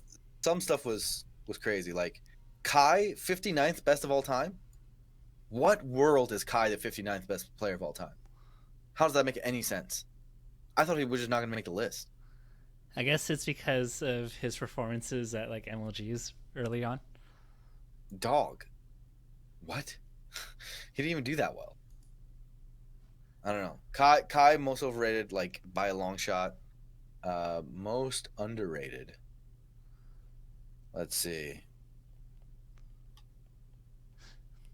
It kind of just seems weird that like forwards at like not in the top six. Who thought that Kai has a better legacy than, let's say, Ford or the King? Like who? No one has ever thought that. I don't think anyone except this particular list has ever thought that. King was like one of the best players of his era. So was Ford. Ford was like a top 10 player. Kai, what? No, so that's just wrong. Yeah. I think keep in mind like overall I think the list makes sense. I think there's like a few trees that really stick out among like the forest of like pretty it's like solid, but there were some like things that are like kind of head scratchers, right? Like they're roughly where they should be most I think the list is right. I think the orders like why is husband above wife? Wife was a better singles player. Yeah. That doesn't just make sense to me, right? So I think I'm still going to go with Taupe as the most underrated. Where do you think he should be then? I think he's actually top 50, maybe even better. Like, dude, Taupe's legacy is amazing. Like I know it's just a longevity argument, but he was literally like a top 30 player for like a very long time. And he has the best laugh. 8 years. Yeah, and of course, you kind of put doubles into it. I don't think you should because it's a singles list, but I mean, it should be mentioned while we're talking about Taupe that Taupe Siren was like top 8 in teams for like a decade. That's amazing. Yeah, they even like did well in 2015. Yeah. Yeah. So, yeah, I think that guy is for sure. And I mean, like, look, you know who's also underrated, and we should mention this is Kells. Kells literally had dominated a region for like 6+ years, Midwest. He was like the best player in Midwest for like 6, 7, 8 years.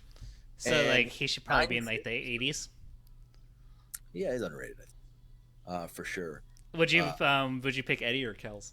like, look, how is Thunders above Kells? How's I know Thunders had a Thunders combo, but is like Thunders above Kells? Like, come on, dominate region for 6 years, you don't get above Thunder. Like, it's I'm a guy who loves old school bias, but even now I'm like, dog, no. Would you pick Kells or Eddie? Can you move the freaking cursor off my face? Leave call thing. Anyways, Kells above who? Kells or Eddie? Eddie who? Oh, Gannon Eddie Eddie. the Gannon. Yeah. Kells, dude. Again, I'm a guy who loves his old school bias, but Eddie wasn't that good for that long. By '05, he was already washed. Like That's late '05, he was already washed. so you Come think on. Kells should be like in the 70s then? Okay, Kells or Scar? Scar peaked higher. Kells has been good for longer. So you think he should be roughly in the Probably 60s? Kells. Probably Kells still. How about Kells or Dope? Kells. I think Dope would say Kells. How about Amsa? Thompson. Where do Thompson's you, peak is Bob. where would you put Amsa? He was 64th on this list. Um, I don't know. I mean, I haven't made a list of my own, so it's hard for me to like know what number people are at. I just see like the order that I see in front of me, and I know what's right or wrong. Right. Right, like all I got. And it's Um, easier to critique a list than make our own. So we don't want to like. yeah. I'm not trying to destroy the list. I just think that I'm a guy who has a ton of old school bias, and I still think this is too much of it. All right. Do we put? I mean, there's some in the opposite, right? Like, because Crush and like, do we really think Crush's legacy is better than Kel's? No. Because like Kel's debatably was like a top 15 player, right? Yeah, In certain yeah. I don't think stretches. Crush has even peaked higher than Kells yet. Has he? I mean, Kells depends guys on. like took Music in Game 5. Like, remember the big house? Kells is really good. And he's still good, right? He's got a huge longevity argument. Um, so again, I think they got for the most part the right people on the list. I just think the order I don't know about. Okay. Can you please stop putting it over my name? I'm like literally nowhere near the cursor. I'm Ever. literally nowhere near the cursor. Oh, I'm literally nowhere near the cursor, and it pops up, man. okay.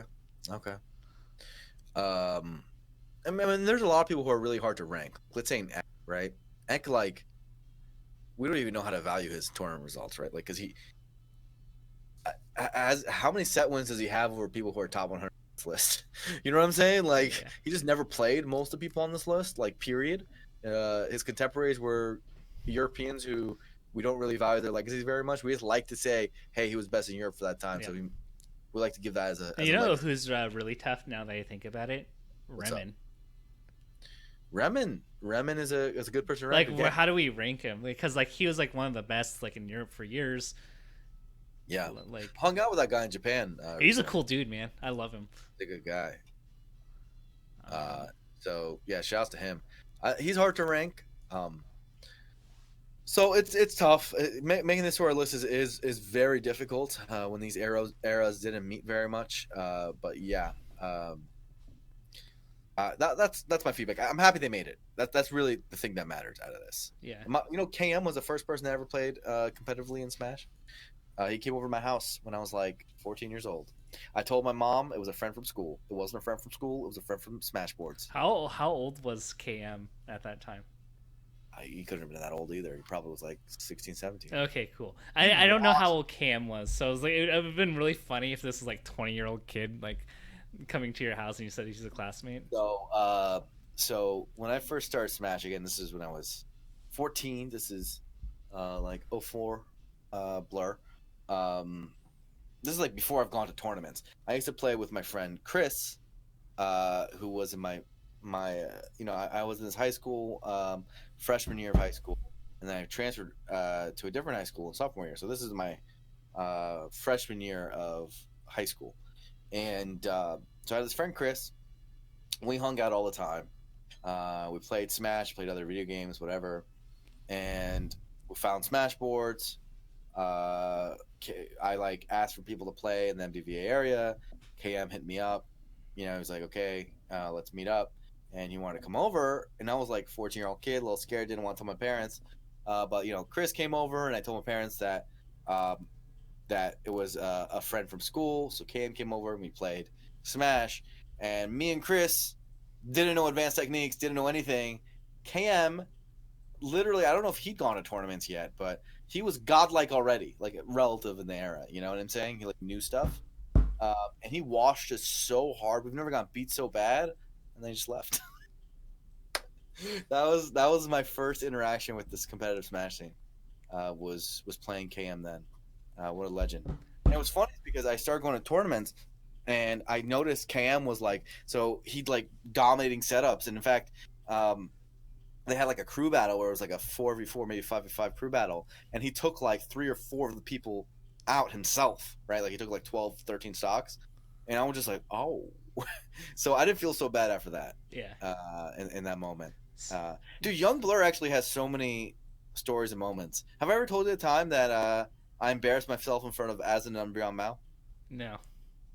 So That should be an out of focus episode.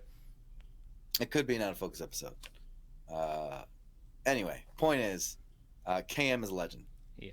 My first set was a best of 1 5-stock on FD against Isaiah, and I got 5-stocked. Yeah, 5-stock. I didn't know how to DI anything. Getting 5-stock by Isaiah is a legend. Dude, getting 5-stocked in general, that's new. Well, it was when we played 5-stock rules. Yeah, I remember. I didn't know how to DI anything, and he like would up air combo me into knee like every stock, and I'm like, what do I even do? Yeah, dude. Whole era was so weird. It's amazing how clear those memories are for me still. Like I remember that stuff extraordinarily well. And it's funny because I have a hard time remembering 6 months, but that particular formative era, like it's like I remember everything about those days. Good times. Good times. All right. Yeah, shout out to KM. He made the top 100 list. All right. Should we go through questions? There's a lot, and yeah, let's go. All right. What do you guys think about top players saying they don't want to pre-reg for regionals earlier? I guess it's in regards to like Hugs tweeting out not too long ago saying like I want to registering early hurts me because all these other tournaments come in and announce, but like I don't want to commit anymore. I strongly agree with them. That's exactly what they should. And this pushes TOs to announce earlier, right? No, because there's no incentive for TOs to announce earlier. Here's the thing, right? TOs don't announce earlier in Smash Brothers because players don't reg early. Like, that's the reason. And, I mean, no one likes to look at the straight economics of it, but the truth is, if you announce your tournament a month before it happens, or if you announce your tournament 6 months before it happens, the difference in your reg numbers is, like, negligible, maybe non-existent, right? And so TOs wait till the last minute. That's just how Smash Brothers has gone. And there was a time where I feel like that wasn't the case anymore, and it's still true that like the super majors, like let's say a Shine, Bakehouse, whatever, get announced far in advance. But the other tournaments, especially the regional level tournaments, don't. Mostly because the TOs don't feel like they need to, and that's just been the case. Yes, it's on TOs to announce earlier to make it better on the players in this case, but the players still go, and they don't register early when the TOs announce early anyway. And so the TOs just aren't doing it. And so I think if players registered early, even a little bit, and showed TOs that having their reg up 6 months beforehand made a difference, then we'd see a different result, but they don't. And so here we are. Who's the best SoCal Arcadian? I don't know the rankings, so I don't really answer that question. Like, who's the best like non-ever ranked player in SoCal? Ranked, not ever ranked. Not ever like. I guess in the context of like never been SSBM ranked top 100. Oh, well, that's a different question. I think that's like what they mean, unless I'm totally wrong. But I'm guessing it's because of the Arcadian tournament coming up. Let's see who's never been ranked. Raffle, Wieners, SD Zach, Gage, the that random guy from Florida Ralph is never in ranked. in the top 100. He's never entered consistently enough. He's only enters like Well, I wouldn't Apex. say for now, but in terms of his actual Or like like who would we send basically if we had money? Who would we? right now, probably Hatfield, right? I can't. Who else is there? Um, Hatfield is weird. SD Zach, Zach actually. Zach's better than Luigi Wingers. Kid. Oh, Luigi Kid for sure. Luigi Kid's better than both of them, right? Yeah, Yeah. we can send Avalancher. So probably. Oh Luigi. no, Wiener's just lost to No Air at Nimbus. Oh no! Oh no! Oh no. Okay. Oh no, who's that? Oh, who's that? Frickin' Franz. Oh, Send Franz, bro. Let's go. Let's send Franz. Franz, bro. Franz is hella good. Watch him get camped by Peaches and Puffs in the Arcadian. Send Franz, homie. Okay. All right. Next question. We got a couple questions on Melee League and Melee Circuit. I don't know if we want to tackle that because I feel like we answer that like every. Yeah, let's just do it. Why not? Okay, what would a healthy Melee League look like? How close are we to having one? Melee All right, Circuit one. let's just skip it. Okay. Done that too many times. Sorry to whoever sent it. All right. On the topic of Axe bridging the gap to top 5/6 players, do you think the character has prevented him from doing so in the past, especially considering that Plup switched to Sheik and Fox, and how Hacks began to bridge it with Fox? So I guess it's like, is character limiting him, and is he going to have to go the way of Plup? I don't understand the Hacks part because Hacks has done literally worse in every facet ever since the switch. So I disagree with that comparison. Plup did obviously do better after the switch to Sheik. And obviously Fox seems to be helping now, especially against H-Box. But everyone does Fox against H-Box. Do I think his character is limiting him? It depends on how you mean it. Do I think he'd have an easier time winning with another character? Probably. Do I think that his character can't do it? Absolutely not. I think his character can totally do it. I just think that obviously other characters are easier to play. Like literally, it's just easier to win at a top level with those characters. And I think people also, but he can do it with Pikachu. Absolutely. I think people tend to forget that, like, just given how the lack of experience that people have with Pikachu, like, with a few exceptions, like Pikachu versus like Marth and like Falcon have been pretty much free wins for like Axe. Yeah, and I think it's a secondary, especially is probably the thing that would make it even easier for him. Having said that, Tafo, you just said, okay, there's some free win matchups that he's had because of the experience difference and all that. It doesn't, on the whole, still though, you agree that it would probably still be easier for him, like if like he started his Smash career with another character. Yeah, but I think he would have like low lows too, like if he picked Falco or Marth. Yeah, potentially. But saying that, I don't think it's correct for him to switch. He's literally right there. It's different because Plup wasn't at Axe's level with Samus, right? Plup switched when he was like a top 15 player, top 20 player. Yeah. And then entered the new peak. Axe is literally like 7th in the world right now, guys. Like, you don't switch characters when you're 7th in the world. Unless you're Hacks. And then yeah, because when you're that good, you're like literally, it's not. I don't think it's a character thing. I think it's like you just got to get better, a little bit. You're not very far, and some of those matchups, like people talk about Peach and Puff. Peach is pretty tough. Maybe he picks up a secondary. Like again, you don't drop a Pikachu that's top 7 in the world. You just don't drop it. You don't drop a character that got you there that high, right? But maybe you pick up a secondary to help you aid in those matchups. So secondary could help him. Having said that, he doesn't really need it. It's never necessary. It's not necessary for him to pick up a secondary to become best in the world. But it sure would help. It sure would. He's every time he's done it though, it hasn't really worked. Yeah. What do we think of Hugs' 2018? My man's been on fire.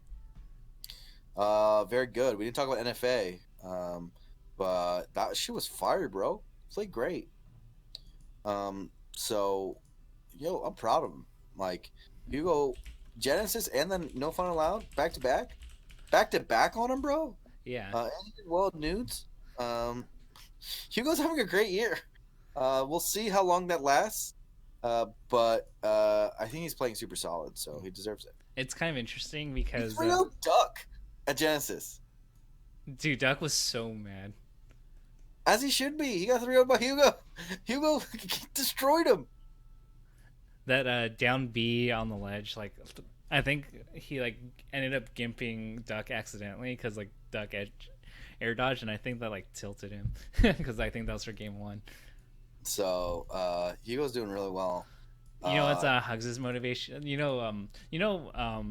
I guess it's for me. Like when I go on a scale, I'm like, okay, like I've reached a point where like I need to do something with my life and my weight. I you know what Duck's like low point barometer is that kicks him into high gear. Losing Hugo. Having the perception that Hugo's on his level by the larger crowd. Hugo right now has had a better year than Duck.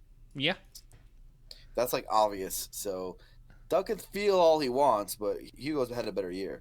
yeah. So And unfortunately, Pat's House 2 was last year, or whatever it was. that's House 2 was last year. So, And Holiday Bash was last year too. Hugo's bombs were last year. So you know, that's how it is. That's how it is sometimes. sorry, Doc, you're not as good as Hugo this year. This is how not so far. Um, what are ways we can improve local commentary? I feel like that could be a blur focus thing. Yeah. So this is a tough question because I've said this on the show before. It's a very critical and unfortunate answer, but I actually think it's the truth. Commentary is 99%, maybe 95% talent. Like there's a reason it's called talent, right? And so I feel like enough people don't say that enough because everyone talks about how to work on your commentary and all, and it's true. Working on your commentary and practicing and learning how to do better media training and like getting better on that respect is really really important. But fundamentally, 95% of what makes someone good at commentary is: are they funny? Are they charming? Are they well spoken? Do they have a good voice for it? Are they articulate? Do they like a lot of these things that like often come through are like talent, are skills you build up over like 20 plus years, and changing a lot of that like is like changing your whole freaking personality, and most people can't get over past that hump. So if someone who is completely untalented at commentary wants to be good, the truth is that like you have to like change yourself, like your personality, like that's usually what it takes, and most people can't do that. So like on a very very fundamental basis, a lot of the people who are doing local commentary will never be good commentators. I'm like literally being honest. This is my honest opinion. Some of those people just never. They just don't got it. What about that Chroma fella? I don't know how to say it in any other way. You're not you're not a believer in the slime. I'm not saying those guys are bad. I'm literally talking about, in general. I'm talking. Yeah, that's fair. Right. I think there's just some people who just can't do it. At least, or they, if they can do it, it would be a massively uphill climb.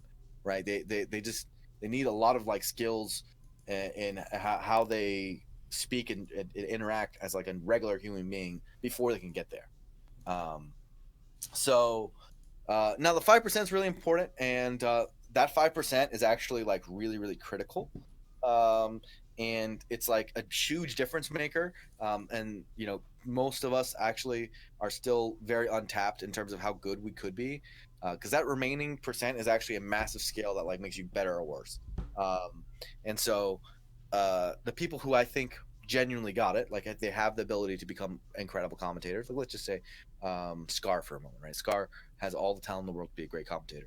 Is he at the peak of what he could be? Is he at the top of his potential? Is he at the bottom of his potential? Like the question that's that 5%, right? And actually, there's a huge difference in how good you can be versus what you are or what you start at, right? And obviously, like someone like a Scar has gotten a lot better over time. Has got has gained a lot of skills, and can improve on some things and all that stuff. That's always a variable scale.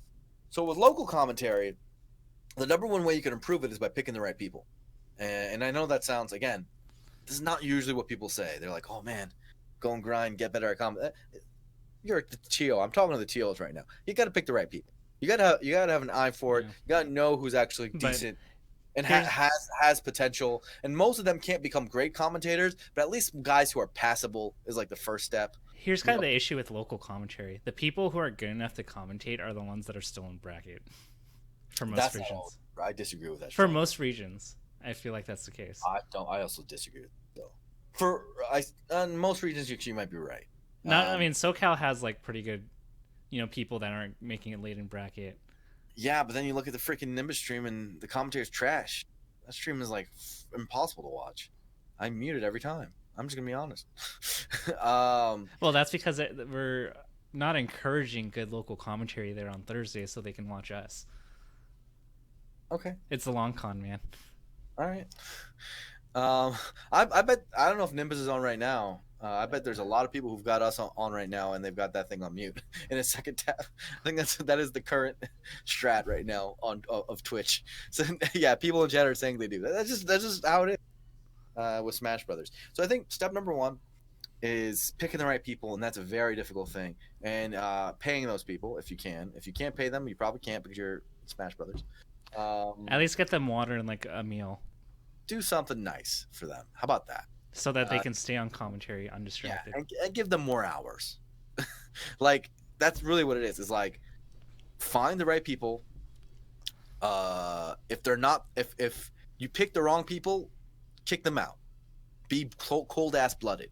Not a lot. People aren't cold blooded enough. There've been, again, I'm not going to use any specific examples. There've been many times where straight up bad commentators have been commentating a local every week, every month, whatever, over and over again, and they should have been kicked out a long time ago. And they're just not because the TO just like, oh, he always does it.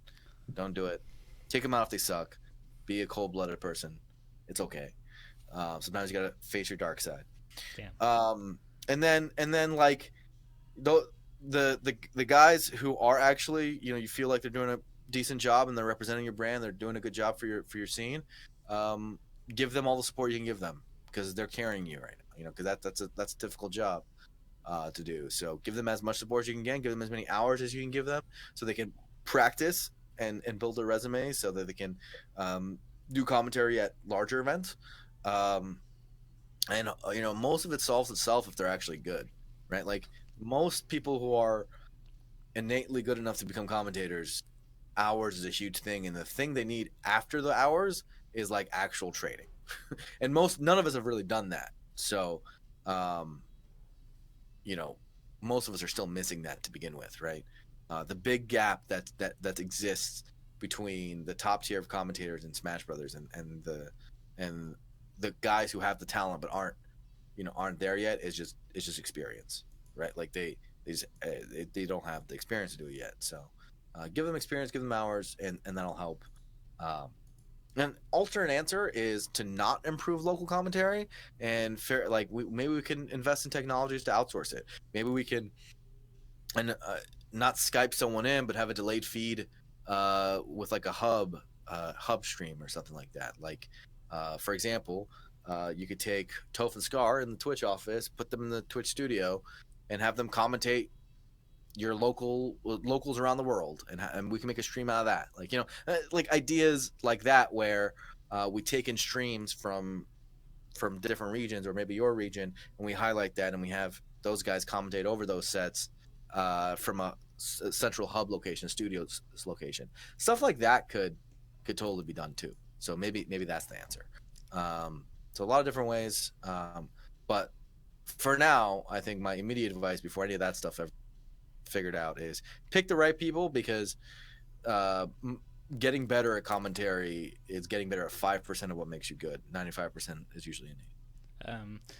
Can you guys continue the show weekly? I don't have a daggum clue about what events are coming up and why I should watch them without the almighty Crimson Blur and Tafostat Man. I mean, I'm down to do it next week. Yeah, it's a date. So we'll keep it week by week, but I'm down to do it next week. So Keep your eyes peeled. We might just have Um, Mr. LZ beat Plups Fox and Gatsu in a best of 5 at a local. Why is no one talking about that? Well, I literally drafted him in my Arcadian thing. So it. Yeah, yeah, we are Raffle talking just about. talked about it. Yeah. No, no. I wonder how CEO is going to do this year for Melee, 600 in 2016, but less than 300 last year. What are your thoughts on the new CEO and will it pull? I think it will. I mean, I think the biggest complaints were the venue size and like how cramped it was, but it seems Yeah. like there's no CEO Dreamland this year, and this is going to be a large venue, probably multiple stream setups, and it's going to be very spacious. So I imagine that the Daytona venue is going to attract a ton of people, and it's going to be a big event to go to. All I've ever wanted was to not do the Wyndham again. I literally didn't go to CO last year because I Oh just man, cannot spend another day of my human existence inside the Wyndham Hotel. I just yeah. It's not something I'm willing to do. I'm excited for the new Daytona venue. There's pictures online that show it's like right by beach. There's like nightlife out there. It's gonna be great. They've got a lot of cool unannounced things. I actually think I'm gonna say this right now. Jabali better not disappoint me. I really hope my man pulls through because he's got a potential to do something big. I think CEO is a can't miss event this year. I agree.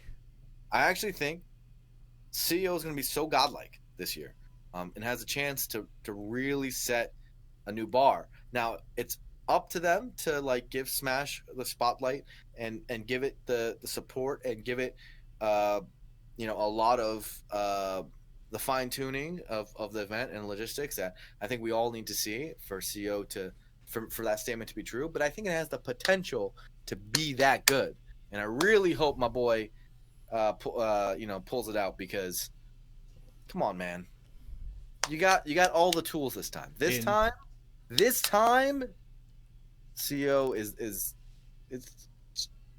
you should go to CEO. That's my opinion. I had a blast at CEO Dreamland last year, and if the ratio because like CEO Dreamland last year was at the Wyndham, but it wasn't as crowded. So I think if the past CEOs were like Dreamland, like I would say like it would just still continue, and I'm really excited for this year because they have the space that they desperately needed last year. Yeah, I think they needed the space. They got the space. We're all it's a big difference, and CEO can be real dope. I know I'm going. I'm extremely hyped about. Who's our favorite top player to watch and our least favorite top player to watch? Favorite top player to watch, least favorite top player. Ooh, ooh. I'll answer first. Go ahead. I mean, I think if we're just looking at top, like I think Mango's always going to be my favorite because he's so unpredictable and like in terms of an entertainment standpoint, even though I'm his coach and like it gives me heart attacks like every game, like I think he's always going to be the most exciting player for me to watch. Sure. On the flip side, like I hate to do my boy like this, but Armada in matchups where he can literally just camp and stay out of range is like one of the most miserable things to watch. I think like old school like Armada Peach versus Shrimp Doc like it's just like I mean like from a strategic standpoint it's really fascinating to watch and observe like Armada literally just staying out of range of his opponent, but to watch like how non-interactive he can be sometimes like after like it's something that's like from a strategic standpoint is very fascinating to watch, but it's not something I can watch like over and over again. Disagree, but okay. Let me figure this out. Dude, I love all the melee, so picking a least favorite seems really weird. Because I actually love all of them, and don't do I have it? I like them all. What am I supposed to pick a least favorite? But and keep in mind my answers for Armada for specific matchups. It's not like Armada as a whole. Just like just laying that down. I don't know. My least favorite. I guess I'll do least first. um, I'll just pick. I don't have a least favorite. Um, let's just do Zach because fuck Zach. All right, let's do Zach. Fuck I think Zach. Zach is a very common choice. Like I think they look very. I think Mewtwo King's Sheik against in certain matchups, and Mewtwo King's like Marth against Ice Climbers is also pretty bad. Oh yeah, can we pick Mewtwo King's Marth versus Ice Climbers? Actually, that's the real answer. I love Zach. Or Mewtwo King's Marth against any matchup where he thinks it's impossible. Mewtwo King's Marth versus Ice Climbers. And That actually causes me physical pain. I like literally as Mewtwo King's Marth versus Puff, for example, also physical pain. Like it's just like oh, what are you doing? So let's do that. Let's do Mewtwo Marth in matchups he's literally horrific at. That's my least favorite. My favorite Mewtwo Marth in matchups he's good at. So that's probably my favorite least favorite. I like all of Melee though, so Mewtwo uh, King's Marth with confidence and Mewtwo King's Marth without confidence. that's actually the correct answer. I think the saddest thing to watch was Mewtwo King hitting forward smash on Chu's shield and then getting grabbed and then complaining on Twitter like he can't do anything in the matchup after. Yeah, yeah. So that's my list. That's pretty bad. Okay, how likely do you figure that? How likely do you figure it is that Crush would beat Armada? Any other big what if matchups you have in mind that haven't really happened? I mean, he does really well against Mafia, right? um, it's really hard. I mean, I know we're super high on him, but Armata, really? Like that's a good player. um, so maybe 5%. Right? I think the interesting thing here is that Crush actually has a ton of experience. I actually talked to both Crush and Mafia about what they think about each other because they actually played a lot of like not a lot of friendlies, but they played each other in friendlies, and like Armada has tremendous respect for Crush. Like he's like, yeah, Crush like abuses so many things about the matchup, like he knows what he's doing. I also think 5% is a pretty high percentage chance. Most people in that range, the answer is closer, like 0 or 1%. So 5% is still a really respectable percent. Yeah, but how many times are we gonna pick Lucky to like if Lucky and Armada play a best of 5? How often? 5% is going 1 in 19 on him on the year, and 1 in 19 is actually still godlike. Dude, I would take 1 in 19. That would put me in the top Ooh. 100. Yeah, 1 win over Armada. That's godlike. I mean, like, how many people can brag they got a win on Armada? Yeah. So what's your percentage chance? What's my percentage chance? Yeah, for Crush Armada. I mean, I think it's somewhere in that ballpark. Like, I'd say like 1 out of like 13 or 14, so it's not too much different. Like 7-8%. You think it's more likely 7 or 8%? Wow. Yeah. Wow. Okay. So anyway, that's not that different of an answer. So that's probably our answer. Armada is really good, but Crush is getting better, so that percentage might go up. You never know. Jigglypuff better than Falco? Yes or no? Why? No, I think Falco's a better character. Um, so I've gone up and down about my opinion of Falco. I think like I have this Smashboards post, which is probably maybe my most liked Smashboard post of all time, where I like back in like I think it was like 2010, something like that. I talked about how I expected Falco to decline as like the speed of the game increased, mostly because I think that like people don't really talk about his dash speed and how slow it is. It's so slow. Enough. It's really slow. Like he's like Peach status, man. Sometimes, and he doesn't have dash attack. You know, like he doesn't have float. Like he's got to live with it. Having said that, I think that like, it's very hard for me to like go on a matchup basis and put Puff above Falco, simply because like what do I think about Falco Fox, for example, right? I think it's like pretty evenish, maybe even Falco favored, right? Could be Falco losing too, but like it's like, whatever. It's like close enough to like 50-50. Like close enough to 50-50. It could be Falco favored in tournament especially. And like I could see an argument, right? Falco Marth, I do think Marth wins. I think Falco Peach. I mean, that's close enough to 50-50. Close enough to 50-50. Falco Sheik, I think Falco wins. Actually, I don't know. I think Sheik wins. I think Sheik might win, actually. And I'm a Sheik player. Usually people downplay their own characters, and I say Sheik wins. Sheik's Nair out of shield's brutal. I think Sheik Slight wins.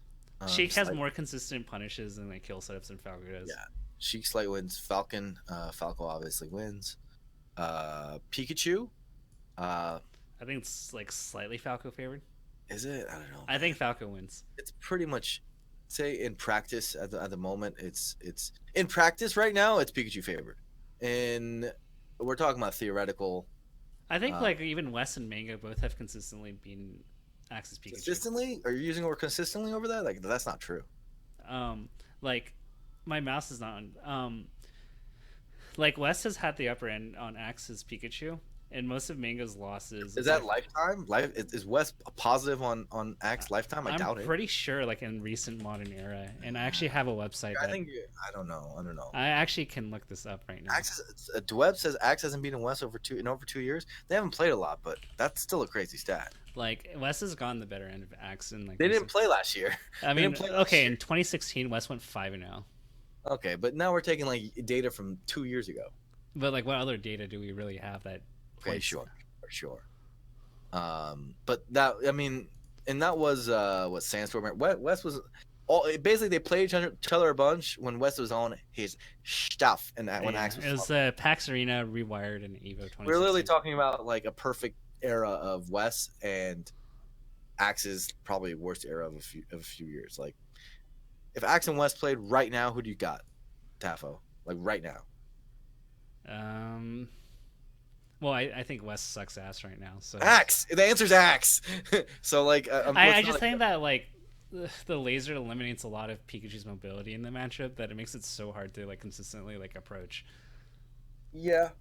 Anyway, point is that whatever we can say that's even maybe slight Falco favor whatever. I don't know. I obviously I'm not Axe level Pikachu to say one way or the other. He'd probably give it to Falco because he usually underrates Pikachu a little bit, I think. But I don't think it's like a dominant matchup or anything for Falco for sure. Yeah. So what else was left? There was Samus.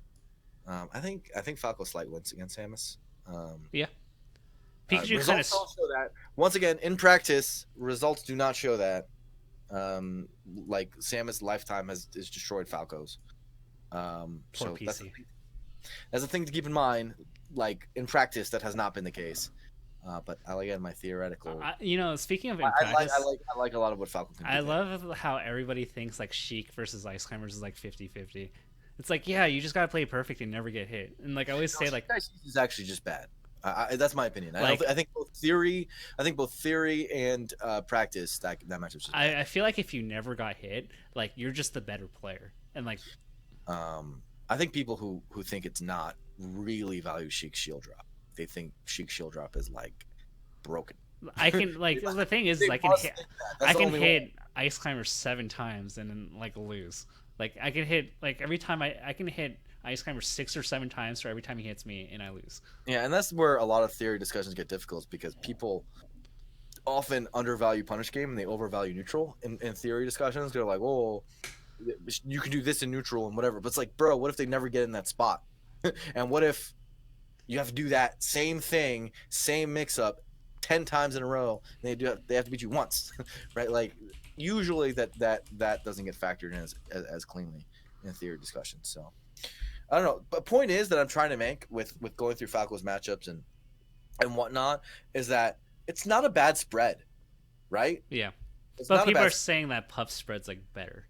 I can't imagine how it could be, right? Because she loses to Fox. I'm like very sure of it. But Puff abuses like this is current opinions, not like who knows. Mainly it's a complex game. Very sure she loses to Marth, matchup I'm extraordinarily experienced in. Puff she destroys Puff destroys Peach and Samus. Puff destroys Peach. I don't know if she destroys Samus. I actually don't. I don't know. How does Samus hit Puff? Hard shot. Seriously, she cannot just run around and do back air because a charge shot. Charge shot is very good, and you can't come down vertically against Samus because of nair and up tilt. So you have to play a horizontal. You can charge shot. Like how often are you gonna? How many times do you have to get in the game to win? Like how many charge shots are gonna? Charge shot kills, bro. Charge shot is very very good. I don't look. I'm not saying Samus wins, but I'm saying that to say she destroys Samus, I don't think that's true. I think you've. I think HBox is significantly better. I think you had way too many conversations with Duck to be this optimistic. I know. I don't think Duck believes that, but I mean, whatever. Duck thinks Samus loses against everybody. But can't you fair and back your charge shot? Dude, Puff gets charge shotted. Okay, bottom line. Anyway, moving on. So I don't know. What about Puff Sheik? Puff wins. Puff wins for sure. Like free. What else is there? Puff Ices. I don't know what you think about that match. That Puff match is Ice very weird. is Puff advantage, but it's a It's weird. doable for like ice climbers, right? It's sort of ish. It's like it can be super degen sometimes for ICs, in the sense that they can rest your Nana and they can they can super stall it out, and it's hard for ICs to chase. But I don't know. It's whatever it is. It's Puff wins. I'm pretty sure Puff. So Uh, the only matchup we're really saying that, because like Marth beats both Puff and dude, Falco. Marth Fox. That's a pretty big deal. Those are like But crazy. Marth, we're also saying, I think Falco beats Puff too. but we're also saying that Marth also beats Falco, right? Yeah, But then in the but I don't. cheapest, I think he beats Puff harder. okay. So we're evaluating that Marth beats Puff harder than he beats Falco, and that Yeah, Fox and beats Puff harder than any Fox. matchup Falco has, and it's Fox, 40% of your bracket, right? So we're playing a weighted meta then. In a way, yes, yes. Okay. Um, I think Puff does better against mid tiers. Well, I mean, do we think Puff Falcon's better or Falco Falcon? Falco. Okay. I don't think Falco's a mid tier. I was talking about like Yeah. the less common characters. But yeah, I mean, ultimately, like Fox Marth, dude, that's like half your bracket. It's a big deal. Now, all the Marths suck against Puff, and most of the Foxes can't do it either. So keep that in mind. So it doesn't really end up mattering. But and the ones that Falco like Falco in tournament and current practice is obviously worse than. I mean, is Falco really doing that much better against Fox right now? No, he's not because HBox. But again, we're literally evaluating HBox versus the field of No, Falcos. I mean, I'm talking about like Falco Fox. I mean, Falco Fox is Falco favored. The Foxes have been getting the better end of the Falcos lately. Well, if you look at if you're comparing HBox and comparing, let's say Mango's win rate and Falco Fox, then Mango's win rate in Falco Fox is fine, right? It is, but like he's lost to Leffen a lot, who's comparable. And then It's West, fucking Leffen. So is HBox. Like, and so then West has been losing to West has been losing to everyone and their mother, and yeah, Wes is just losing. so we really only have Mango as the Again, in practical use, I agree that it's clearly Puff, but that's because we're comparing HBox versus a field of Falcos. yeah. And I don't think that's exactly a very fair comparison. Yeah. But I also think that like in practice, like the meta of what Falcos are doing, like we said, oh, Falco might be slight favorite against Samus, ICs, all these guys, but in tournament they just lose to those guys, right? Like we're saying Falco's potentially beats Peach, but in tournament he's losing every Peach like possible. Yeah. That's pretty much what happens. Right? So basically, When's the last time a Falco was being a good Peach? Like, when does that happen? That never happens. They don't lose. It just doesn't happen. We just need PPMD. Potentially. So, yeah. So basically, the point I'm trying to make is, if you're making it it depends on how you're doing it. In theory, I like Falco more. In current practice, it's so obviously Puff that it's like in terms of where the meta for the characters are. Oh yeah, Ginger beat Laud. Ginger's a legend. And then he lost to someone like random recently. So Ginger, I don't know what's wrong with you. I have so much faith in you, and then you disappoint me when your like stock reaches an all-time high. Shout out to Ginger. All right, ESA and Smash in 2018. Well, is there a question there? What do we think about it? So far, it's been horribly mismanaged and really poorly run, but I wish them the best of luck. That's pretty much all I gotta say. Right. I mean, what do you got to say? Do you have anything? Skeptical, potential, but not very good so far from what I've seen. Yeah, I don't. Maybe there's potential. I don't even. I think potential's even being generous. But I wish they just gave me the money. Whatever backing they have, they should just give it to us. Yeah. Again, it could turn out all right, but we'll see. I mean, hopefully people go to their March event. They're putting 25K up, right? Like for Wii U. Yeah. Maybe people will go. We'll see. Maybe. Do you Yeah. think old school players are hurt by having once been at the top in any way, trying to return? Perhaps large egos have developed over the years that keep them from improving as fast as the young and hungry. I don't think it's because of that reason. I think old school players are hurt because they suck at they don't have work ethic.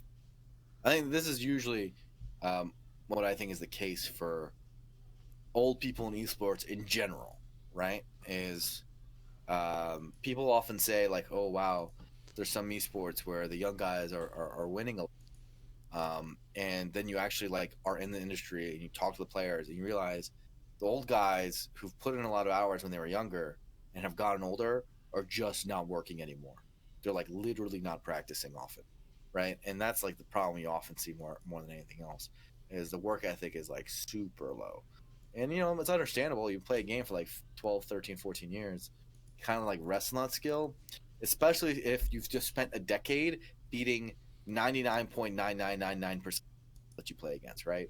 Like when you have that ingrained in you that when you plug in and you're three stocking everybody like all the time, practicing after a decade, it does you don't get up for it because you never feel challenged, right?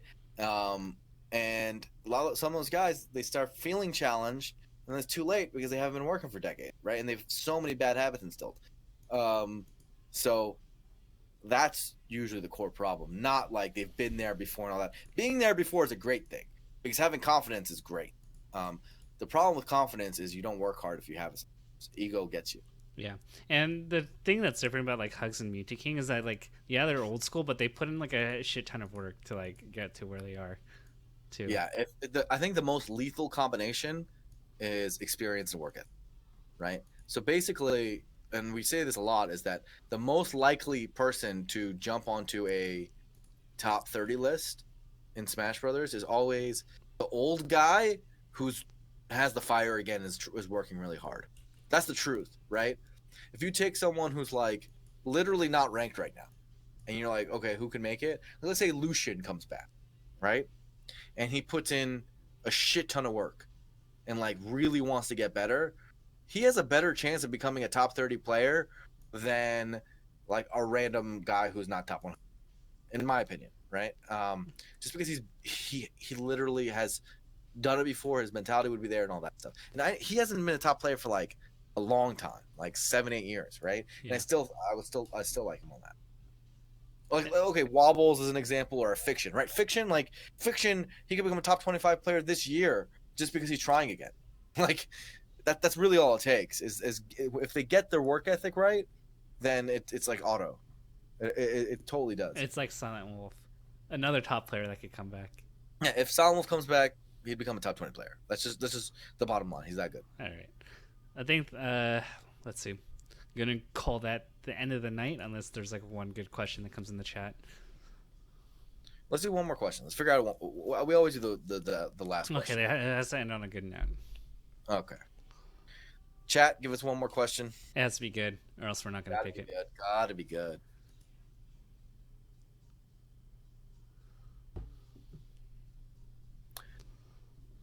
Aw, snap. Practical TS says he asked a question to Ask FM. I don't know Right. which one's his. Okay, we don't know. That's the thing with Ask FM. It's all anonymous. Moblin Goblin says, who has a better tech skill, Taf or Blur? I think we both agree me, right? Ooh, dude, my tech skills is complete ass. That's not even saying I much. think that's not like it's pretty obvious. I don't even know like how I got as far as I did, like having no tech I skill. think Tafel's a better player, but I'm pretty technical. Remember, like, how did I like get like top 5 and 4 like SSSs, like given my tech skill? I don't know. Like that's still like the biggest like. I'm like watching old videos. Like Lucky is so much more technical than me. Johnny's more technical than me. I'm like, how the hell did I do this? How'd you do this, dude? You got the reads. The reads. Yeah. I'm like Borp. I'm like Borp and Dreffin if they had a kid. I warped that wave dash and short hops. I can't short hop consistently. Yeah. Ooh, Luca via 16 gave the Twitch Prime sub. B. Shout out to Twitch Prime, man. All right, awesome. Well, Does that count as a question? Yeah. All right, let's do it. You want to do? Cool. All right. Cool. Thank you guys for tuning in for Commentator's Curse. We're gonna call it a night. Thank you so much.